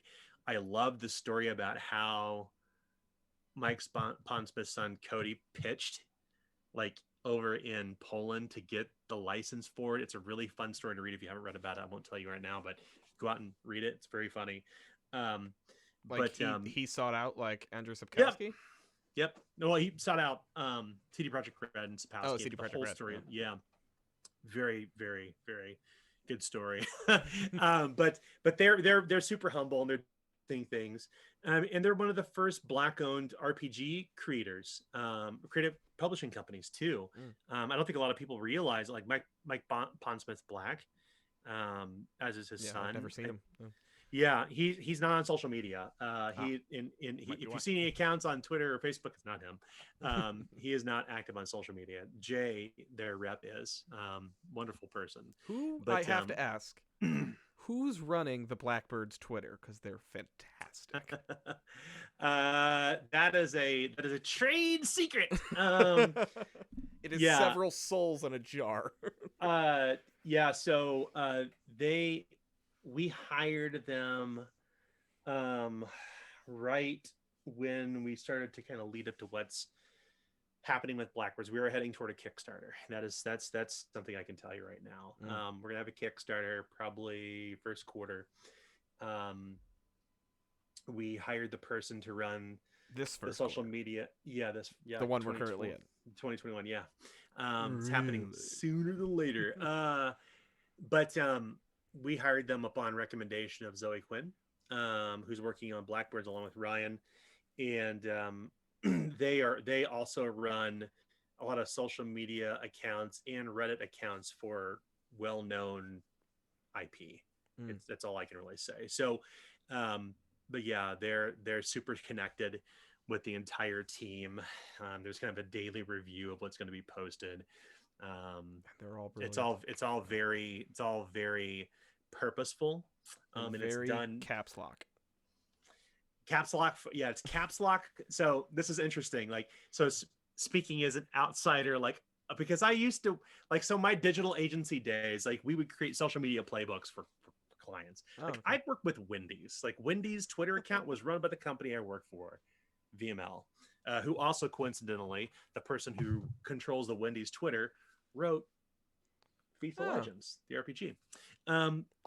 So I worked on social media playbooks for clients in my previous agency days. So like all the things that are happening behind the scenes, I'm like, yep, that all tracks. So yeah, it's really well done. And a lot of what they're writing, the flash fiction they're writing for the Twitter account is going to be in the book too, which is exciting. So nothing goes unused, so to speak. But yeah, we're really lucky to have them on the team with AMU and Blackbirds. And we got some other interesting things coming for Blackbirds too, like pretty soon, as tied to the social media strategy that will be super fun to announce. Are you about to tease some? Oh, you're teasing something else. You are absolutely killing me tonight.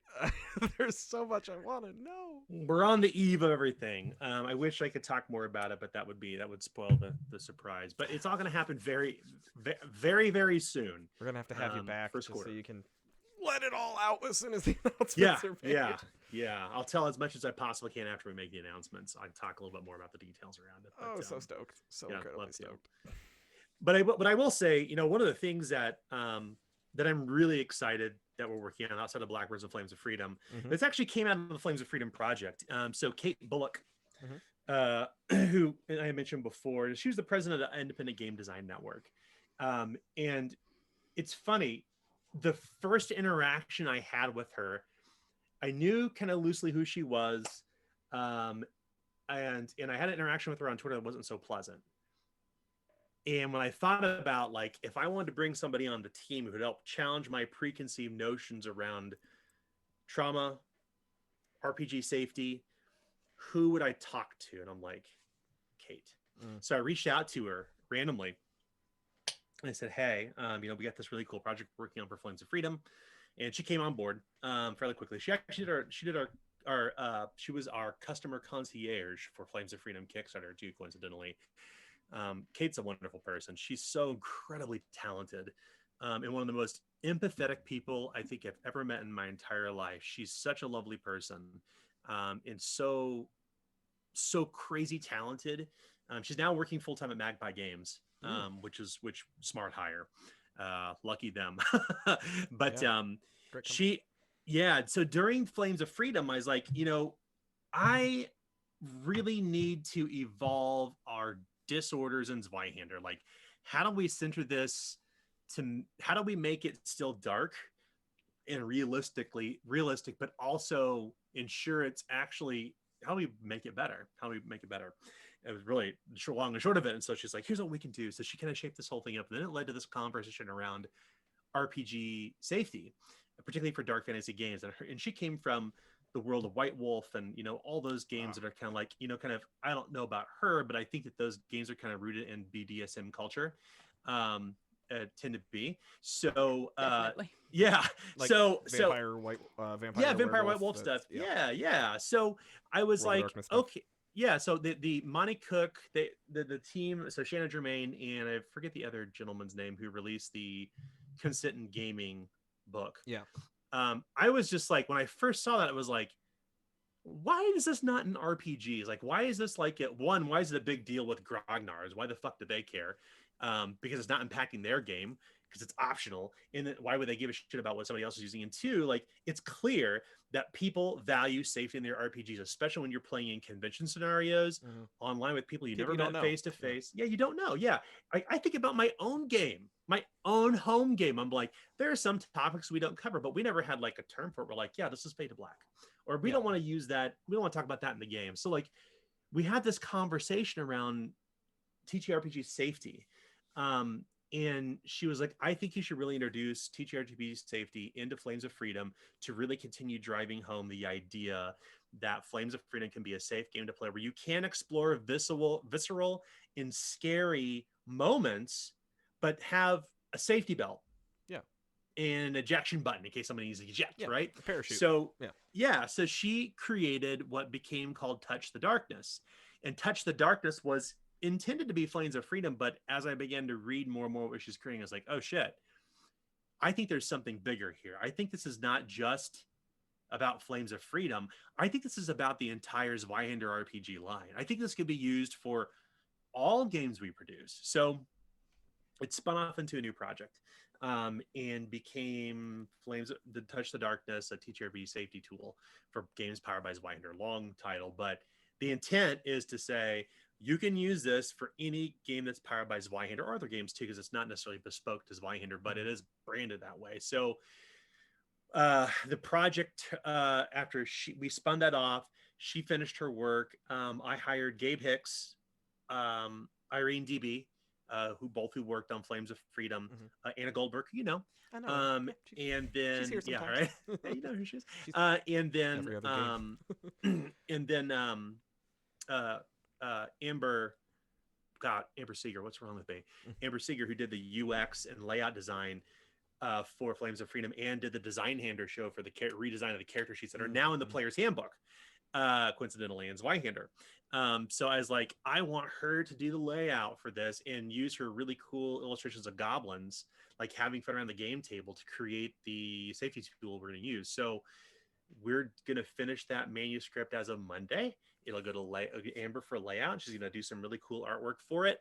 And we're going to make this little digital release that's going to be, it's going to be published by Grim Imperialist Studios. So that's Adam Rose.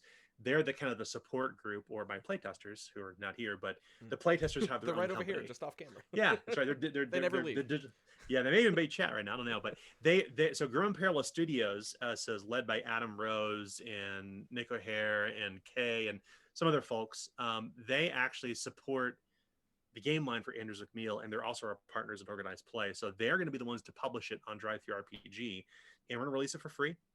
Because why would you ever charge for something like that? It's gonna be like a little 16-page thing that will have, basically what it does is it teaches people to, has a content checklist that's appropriate for dark fantasy games. It has hand signals that you can use to entreat new content, as well as to, to kind of like stop where you need to stop. Its intention is to be used for voice based games, so VTTs, Twitch, whatever it may be, Discord based games for chat based games, forum based games, play by post, traditional games around a game table and at conventions. It'll be adopted into the Grim Imperialist organized play program as standard, but it's going to help bridge all these different mediums which people play, and give people an opportunity to introduce that parachute where needed. Will that be added to future editions of Zweihander? So the tool will not be included in the book. Okay. The intention is that it will exist on its own. However, future editions of Zweihander will make reference to it. Flames of Freedom does right up front in the preamble.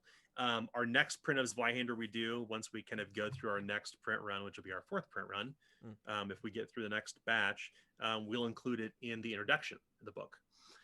Because we made some content changes. Actually, we're always updating old content, just to be clear. Like, we've updated old content in the new print editions of Zweihander. We're going to talk about, I think, probably in the next month or so.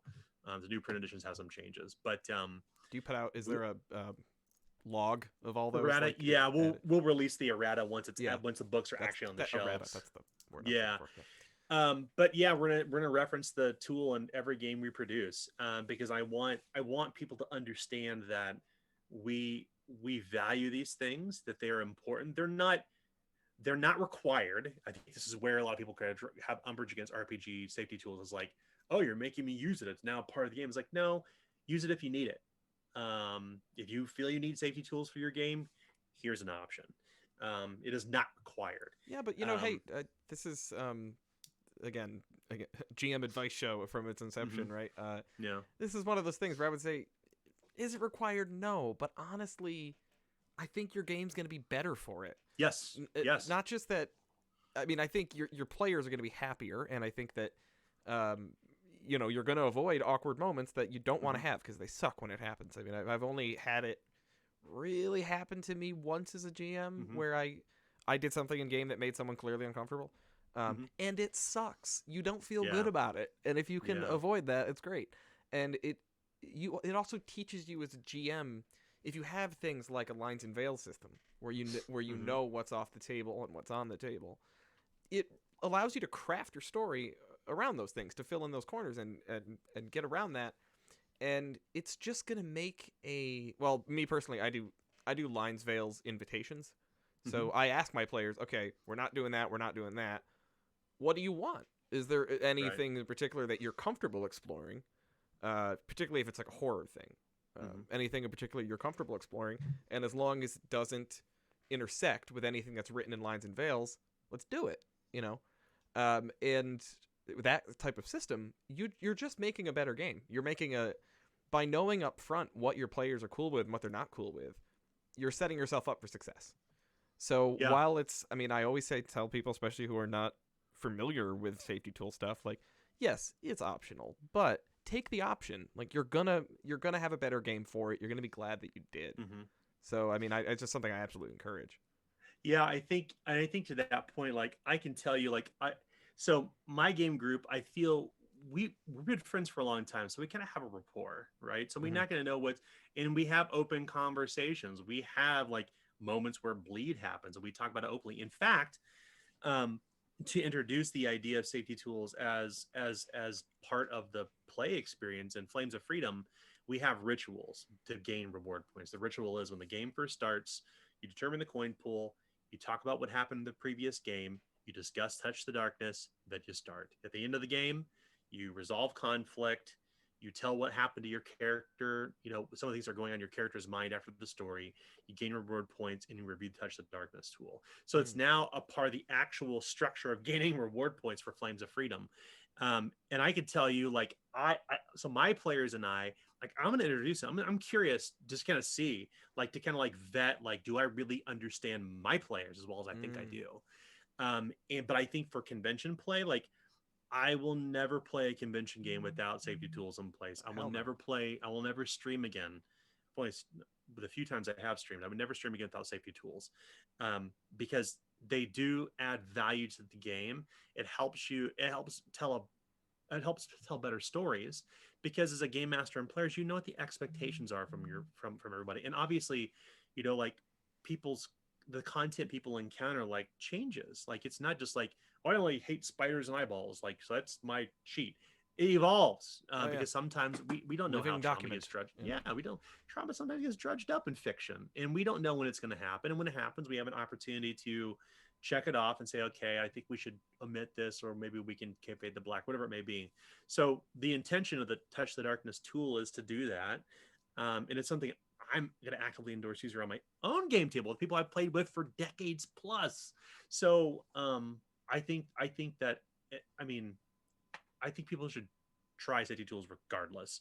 I think it really can add value to a game, even though it's not a part of the rules, so to speak. I do think that people should try it.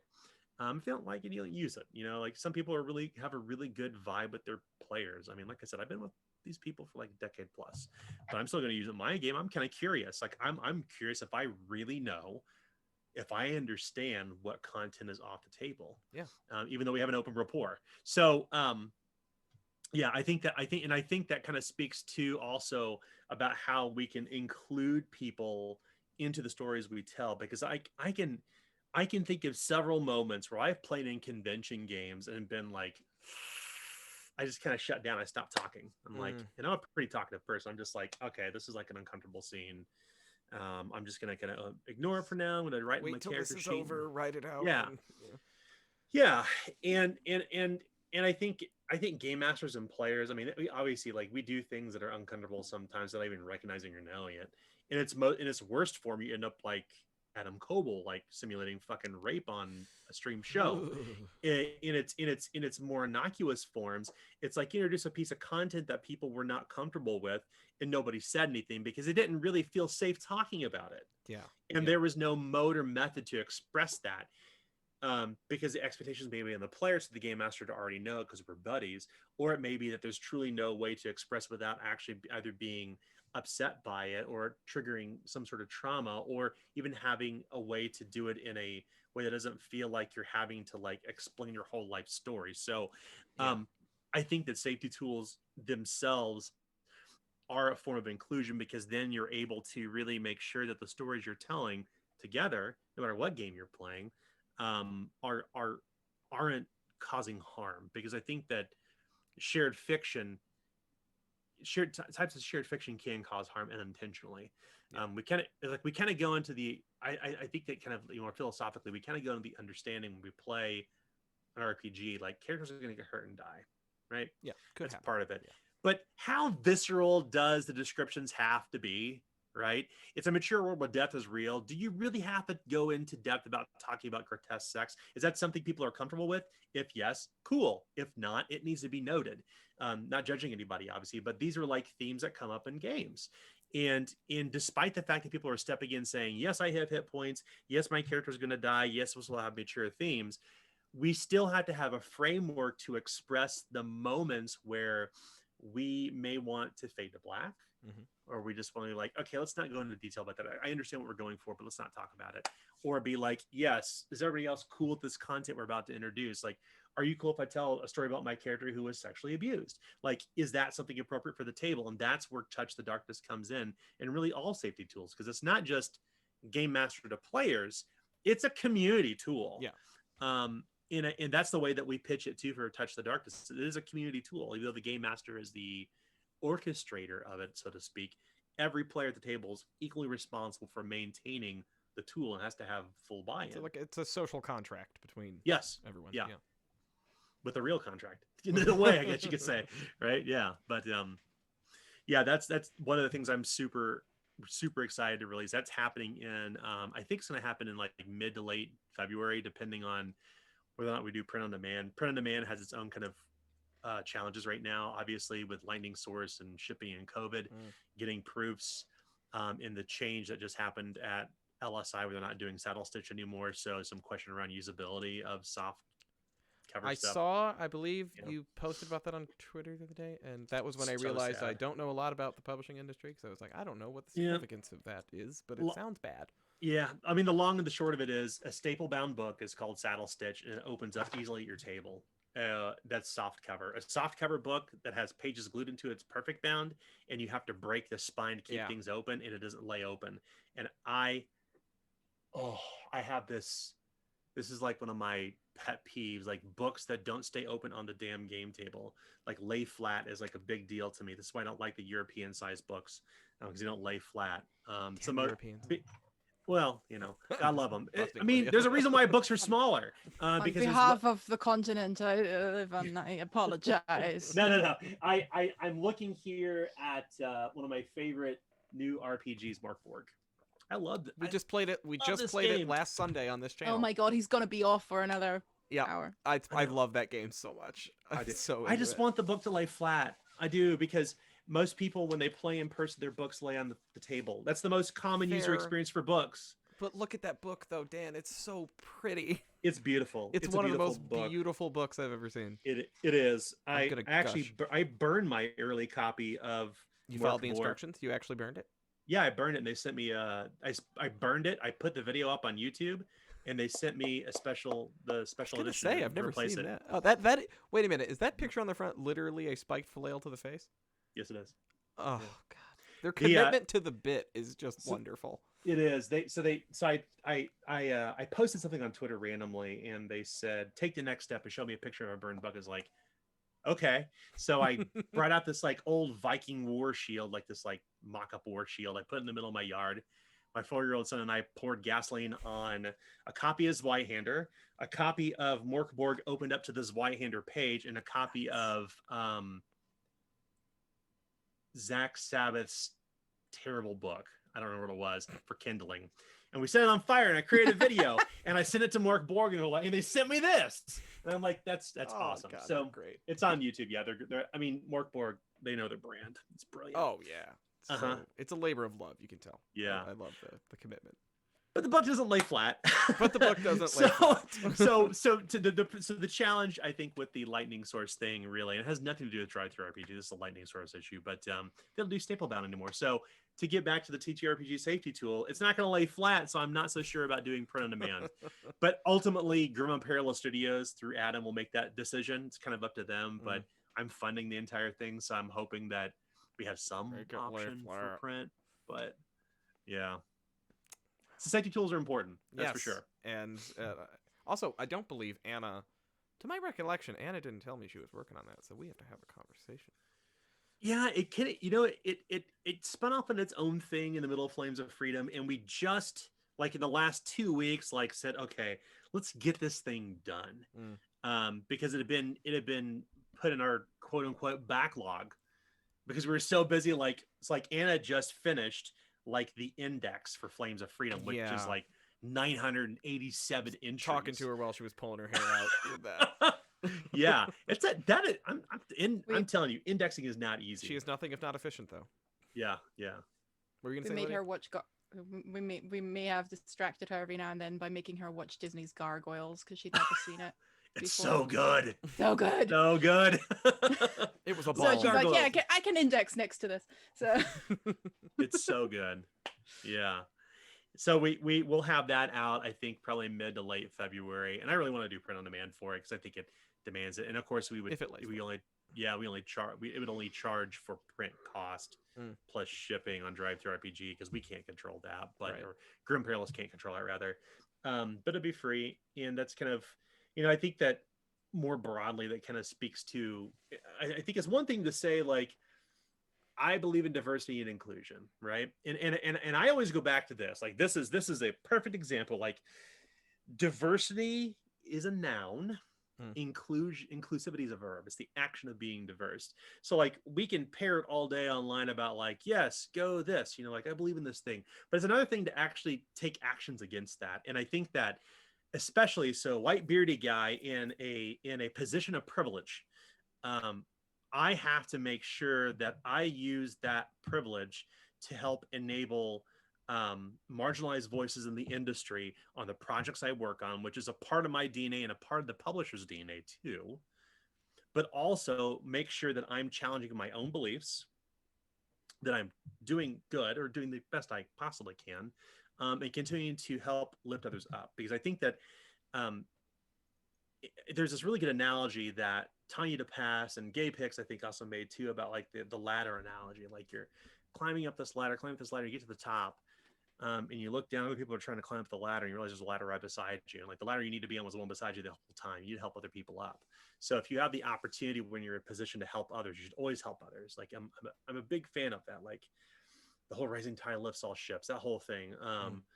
I'm a big believer in if I have an opportunity to help others, I need to do that, especially in the RPG industry, which there is a lot of old Crufton practices that are baked into some of these companies that can't really be shaken off for a myriad of reasons.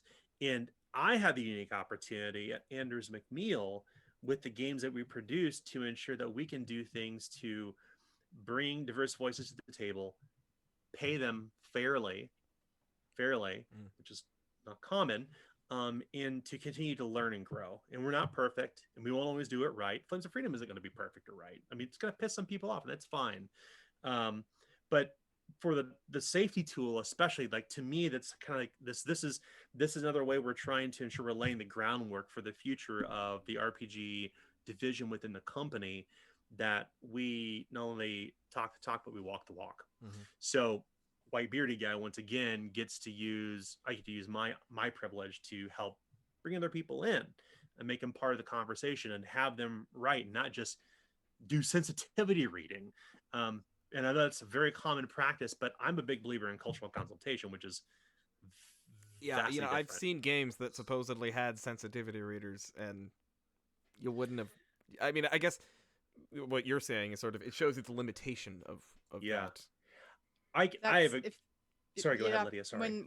That's where I sort of peaked an eyebrow, if I could, when you mentioned sensitivity reading and then rewriting, because that's what you often feel like. Yeah, someone did have a sensitivity reader, and then all their notes were basically ignored. You have to trust your team. I said this. I repeated this probably more than people wanted to hear it when we were working on Flames of Freedom. I said, I want your fingerprints all over this manuscript. I value your input. I'm paying you to give me notes and rewrite. I'm going to trust your choices. I don't think there is to my recollection, and anybody who worked on the Flames of Freedom project can correct me if I'm wrong, and please do so. I don't think anything that was given as a note was ever ignored, because I trust that people are professionals and that they understand those perspectives, and that that they're going to deliver what they feel is best for the work, as long as we remember the preamble's the thing that guides us all. It's our North Star. So yeah, that's kind of the thing. Is it's cultural. I mean, sensitivity reading is certainly a part of the publishing industry thing, and that certainly exists. But I'm a big believer in cultural consultation, which is read it, give me notes, and I will pay you to rewrite what you feel is wrong. And if we have to scrap something, we will scrap it. And we trashed a lot of Flames of Freedom because it was not appropriate for publication. And this is just something that probably Richard wants to hear, but it is the truth. There were things in there that were not written from the right perspective, so we trashed it and rewrote it, and he was fine with it, because at the end of the day, it was all done in service to make Flames of Freedom a successful traditional trad RPG that had all the right voices in the room reading and writing the work together. And I hope it can serve the greater industry to show that you can take big, bold chances, because I think that there is a lot of, I think, like I said, this is just my perspective. It may not be the truth, but I think that some publishers are really afraid to work with people outside of their immediate development circle, because they're either new to the industry or come from the indie space. And most of the time, those people are marginalized. So there's I think that there's people that some publishers have an inherent kind of bias built into the way that they operate and the way they work. They're very tightly knit friends who've worked together for years, making games together. And while, Zweihander was certainly built that way, I have to walk the walk, and that's what Flames of Freedom became. It's like, okay, if Zweihander was mine and my friends, now Flames of Freedom is all of ours. Let's get more people in the room. Let's get more voices, because we're going to learn a lot more about ourselves. We're going to challenge our own notions, and we're going to produce a better game. We're going to produce a way better game. I love what kind of art matching life or form matching function that is for a game that is centered around themes of like unity and liberation and a common cause and things like that. Actually kind of worked out in its execution, and it came out, that all comes out in the wash at the end. I mean, I don't think we need another game with a bunch of white dudes in tricorn hats firing muskets at each other and chasing after ghosts. What's more interesting is, like, how do you take the people who were oppressed during that time, put them in heroic roles, and have them deal with not only the backdrop of the Revolutionary War, but also the supernatural. Those are compelling stories to tell. And I feel that oftentimes games, without naming names, there's one on Kickstarter right now. I was about to say a game without naming names, and I think we're talking about the same exact game. We are. Let's not name names. It's trauma tourism. It's trauma tourism, and it's like you have a love and respect for the culture, but you don't inherently understand it. And so I'll give you a great example. This is an admission of where I knew I wasn't doing something right, and I changed course. So before I started working at Andrews McMeel, I had the license for Tetsubo. Tetsubo was written originally by two gentlemen well known in the industry. They had written a treatment for Fantasy Japan for Warhammer. The manuscript never went anywhere. It is intended to be published for Warhammer First Edition, but there was change in leadership at Games Workshop. They turned the manuscript down. It became like this cult piece of writing.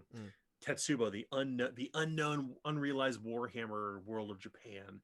So in my early years after the publication of Zweihander, I approached the writer and said, hey, I want to acquire the IP and rewrite it. So I did. I got the IP. I started doing some kind of like just ideations with my friends and I, like it was Zweihander.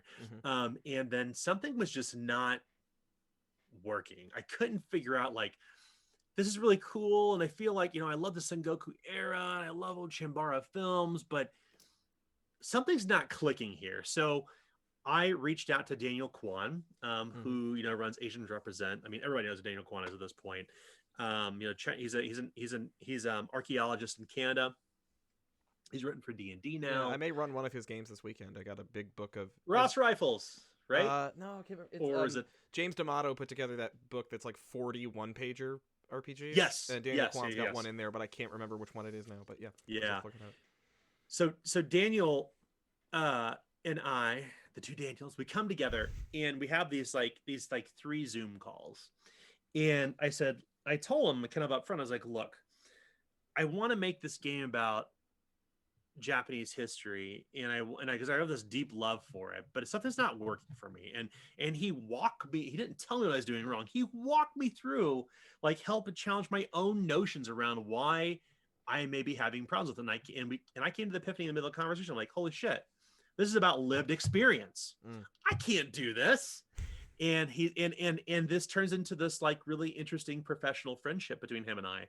And we finally met the first time at the D&D Beyond party at Gen Con, and we had great conversations around that. And that's how I got to know Amber Seeger, coincidentally, who worked on Flames of Freedom. So, long story short, he is the one who helped me understand, and he took the time, he put the emotional investment in to help me understand why creating a RPG set in Japanese times, with me, set during the Sengoku era, to write about Japanese experience was not the right thing. So yeah, I made a statement. I was like, I joined Andrews McMeel and I don't want to publish this thing. Not doing it. Made a very public post about it on Medium. And of course it got tore apart by the normal grognards. And it was disappointing because I really liked the original work. But it would have to be changed in so many ways. It wouldn't even resemble what it was before. So it'd be do disservice to the authors, and it wouldn't be right from a cultural perspective. So I said, if anyone wants to do something like this and you have a deep love and appreciation for this time period, and you also happen to be of Japanese descent, let's talk.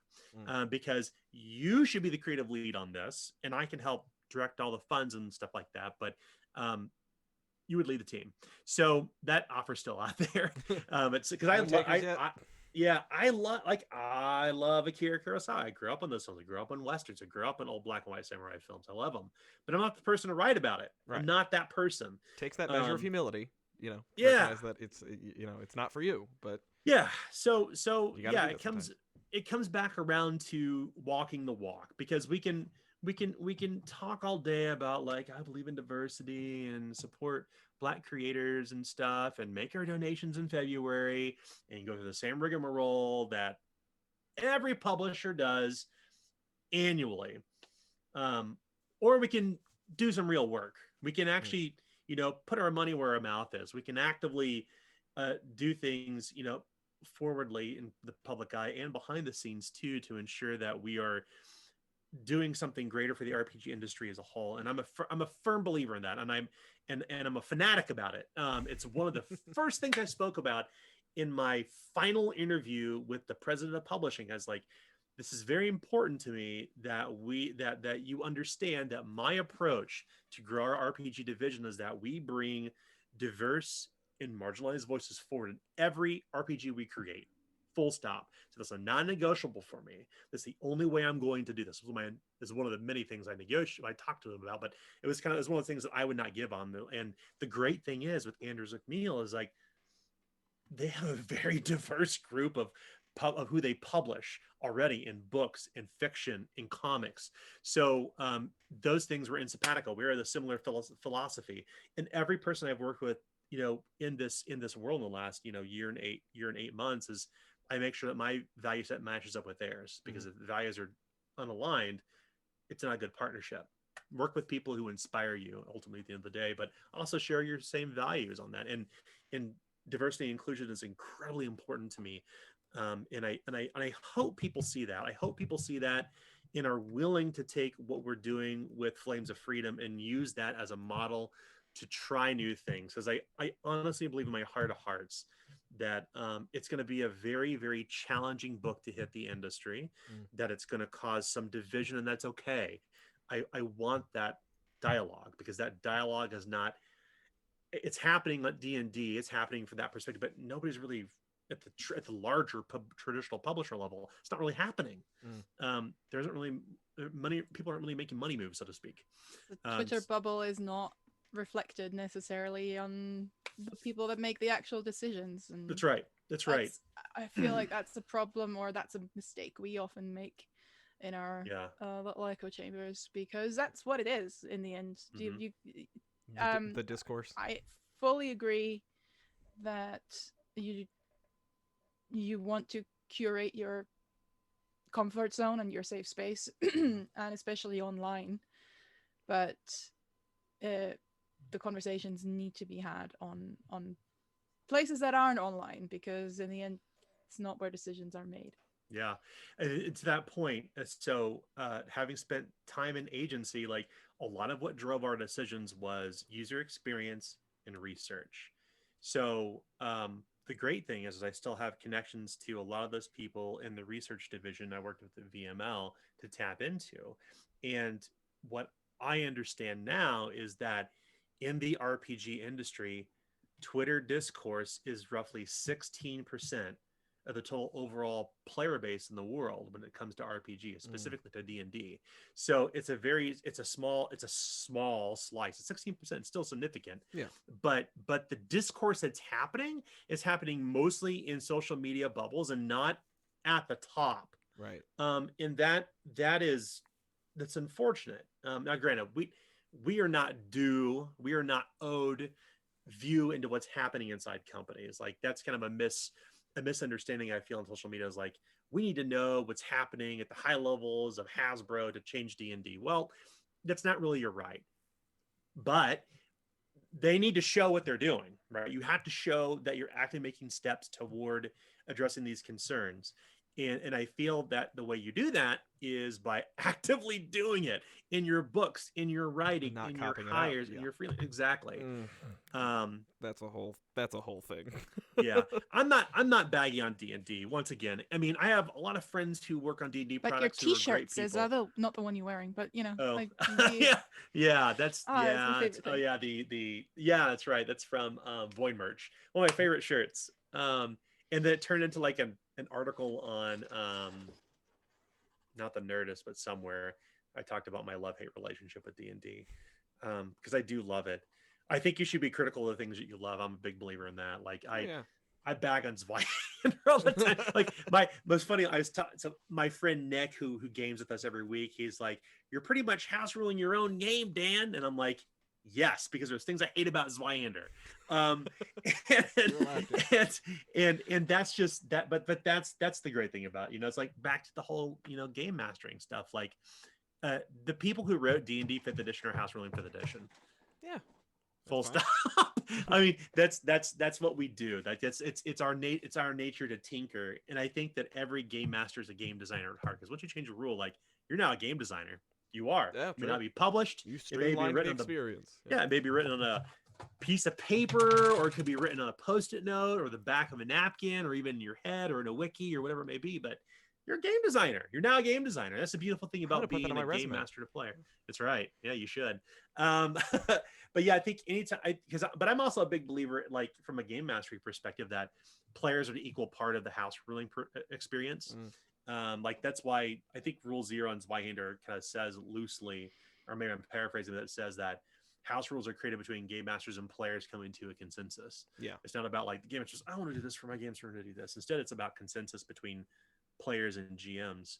So in a lot of ways, everybody around the table who makes their house rule really is a game designer, because now you're changing things for your own game. It's different for each group you're having. Like the kind of house rules, it's looking at who you have at the table and what they're interested in, and to optimize the experience for the group you're playing with. Right. So that's actually a good transition to my final question, because this is sort of a tradition we've developed on the Post-Mortem, which is our guests' plea to the GMs of the world.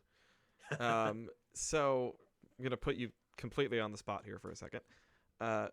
Specifically with regard, I would say, to your games, to the Zweihander and Powered by Zweihander games. What is your plea to all of these Zweihander GMs out there to either something you would like, please don't do this, or please do this. What is your, if you could just get them all, if you could wave your magic wand and get them all to do something or not do something, what would it be? Oh gosh, yeah. I would encourage you, if you ran Zweihander once with your players, to actively go through and mix and match things as opposed to randomly generating. I know, like, I've been talking a lot about random generation as a pathway into the game, but I would like to just remind people that once you're comfortable with the game, like, you should pick things that fit your vision. I mean, you should do that after you kind of become experienced with the system. I think about my own experience with Zweihander, and like we tend to do this. We tend to say, what's the story we want to tell? What movie or TV show is it going to be like? What are the archetypes for the characters? And then we kind of create the things together. I think that people who play Zweihander should remember, game masters in particular, that you should certainly allow players to pick what they want to play. To your point, like, you want to create the character you want to play. At the end of the day, like, it doesn't really matter what rules are written or rules as intended. The game is yours at the end of the day. Pull it apart, break it, tear out things you don't like. Tear the page out of the paper, out of the book. It doesn't matter. If you don't like some rule, or set it on fire. Like Morkborg, yeah. I think that there's oftentimes this kind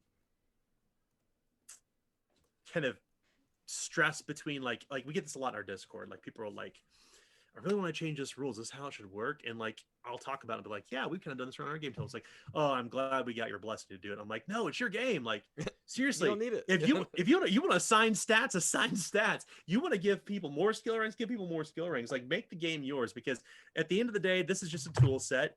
If there's something you don't like, you change it. It's your game. If you want people to pick things that they like, have them pick things that they like. You don't want to use corruption and conflict, don't use it.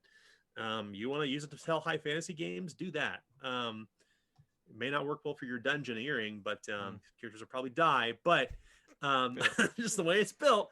But it'll be a lot of bookkeeping, but nonetheless, like, I definitely encourage people to make Zweihander their own, because it was from my own mind. And I think every RPG, you should not play it as written. Like, you kind of create your game together with your players and make it a group experience to change the things that you don't like. And part of that could be mixing and matching things you like about character creation and creating your own unique vision. Because trust me, at the end of the day, you can min-max the shit out of a character in Zweihander, and Mike Bossler, who's part of Grim Parallel Studios, does this. But I still find ways to kill his character. So always a way. My one sentence pitch to my friends who have only ever played Dungeons and Dragons, because I always have to, unfortunately, I have to do this when I'm pitching a new game to them. I always have to start with a sentence of, well, it's like D&D, but And my one sentence pitch for Zweihander was, it's like D&D, but taking a nap doesn't cure stab wounds. Yeah. Well, D&D is a lingua franca, so people understand that, right? Yeah. It's like English is the most commonly spoken language around the world. D&D is the most commonly played RPG around the world. So naturally, we start there. Yeah. Right? It's like Star Wars, but exactly. Yes. It's like Lord of the Rings, but that's right. That's right. Exactly. It's a touchstone. All right, Dan. Well, this was awesome. Thank you so much. Yeah. Before we go, is there anything you'd like the audience to know of? Any exciting things coming up? Any big releases, or I don't know, something crazy like that? Nice try. Yeah, I get it. I would say you need to follow both of these people. I'm pointing relatively where you are on my Zoom, on Twitter, and follow what they're doing, as well as follow the Colonomicon Twitch channel. Where we are right now? I'm on Twitter. Just look up Zweihander RPG, or just go to Zweihander.game. But more importantly, follow these people, because they're the ones doing the hard work to play games, and to break them apart and tell intriguing stories. And those are the people to pay attention to, not me. So please follow them. Oh, stop it. All right. This has been awesome. Lydia, anything before we go? I am looking forward to our Zweihander game tomorrow that we're playing off stream. Oh yeah, we do. We have a Zweihander game tomorrow. That's right.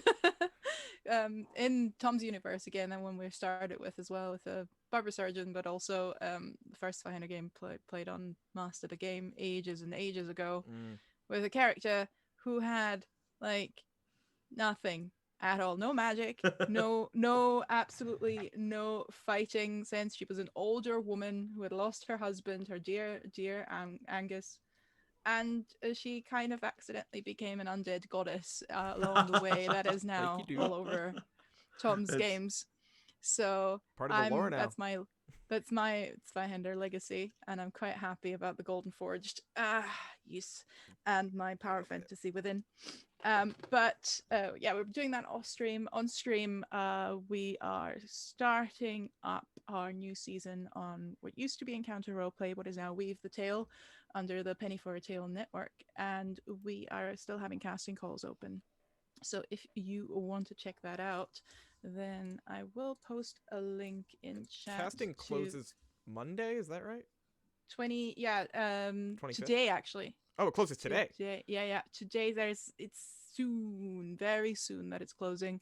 So if you want to apply, and I'm sorry, YouTube, you probably won't have the time just now, but we still have one-shots and 3-parters coming up throughout the season. But I will post a link into the Weave the Tale Discord, the Penny for a Tale Network Discord, and maybe you can join us there as well. I'll be GMing the Great American Witch for this season, and I'm very much looking forward to it because all the witch stuff is very much down my alley. The American part about the Great American Witch, I cannot exactly. Would you like a cultural consultant? I might need one, yes, because the Scottish experience and the Austrian experience, that is as far away from the American experience as I can possibly really. Anyway, see how I'm going to butcher that. You'll figure that out. Starts mid-February. February 15th, the week is when we go live with our new season, and this one is also GMing. Colin, what are you up to? This one is GMing a game of Black Void on Weave the Tale. Have you played it, Dan? No, but I'm intrigued. And Christopher Savelton that made it is a super nice dude, and he's been really cool. He's chatted with me a couple times about it's a brand new campaign that he just came out with, and I think this will be the first. I think I'll be doing the first on-stream game of that campaign that I'm aware of. It's gonna be dope. It's some serious. It's almost kind of Zweihander in space in a way. It's sort of a grimdark fantasy in space.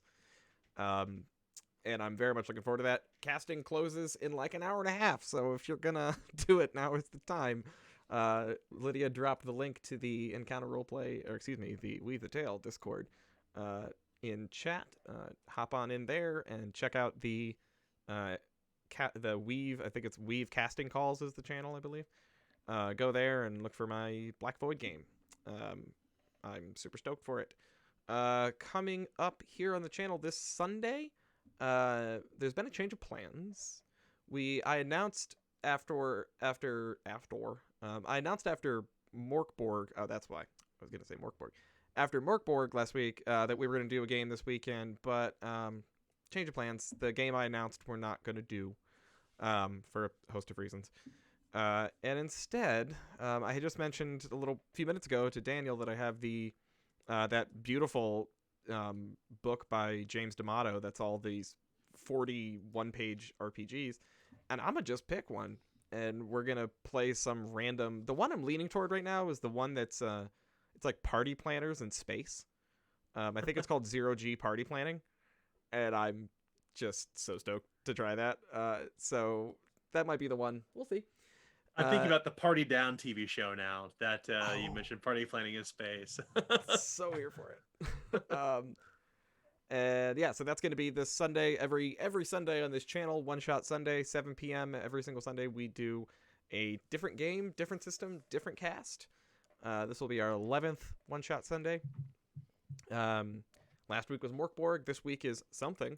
And the week after that is, I believe, Masks, I think. I forget what I do on my own channel. Let me check my calendar. about all that dead air. Yeah, so...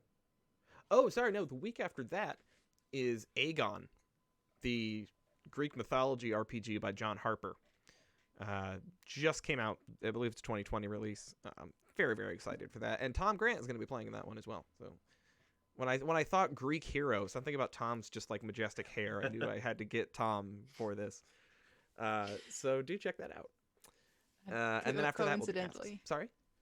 And coincidentally, that's exactly who we're going to raid into, because We over sure are. on Anita Critical Misses channel, they are playing Zweihander, and Tom is GMing. Anna is playing a beautiful horned Grendel, who will cut you. Oh, she'll cut you.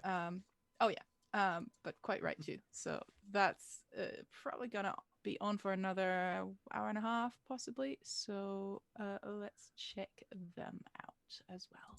All right. We are going to head now over to Critical Misses to see some Zweihander in action. We spent so long talking about it. Let's go see how it works, shall we? Thank you again to our guest, Daniel Fox. It was so awesome for you to be here, man. And we will see you back here in 2 weeks for the next episode of the GM Post-Mortem, where we will be talking with Michael Sands, the creator of Monster of the Week, my favorite game ever. So come back for that. All right? Thank you, everyone. Thank you very much. Countdown to raid. 5, 4, 3, 2, 1. Bye-bye, everybody.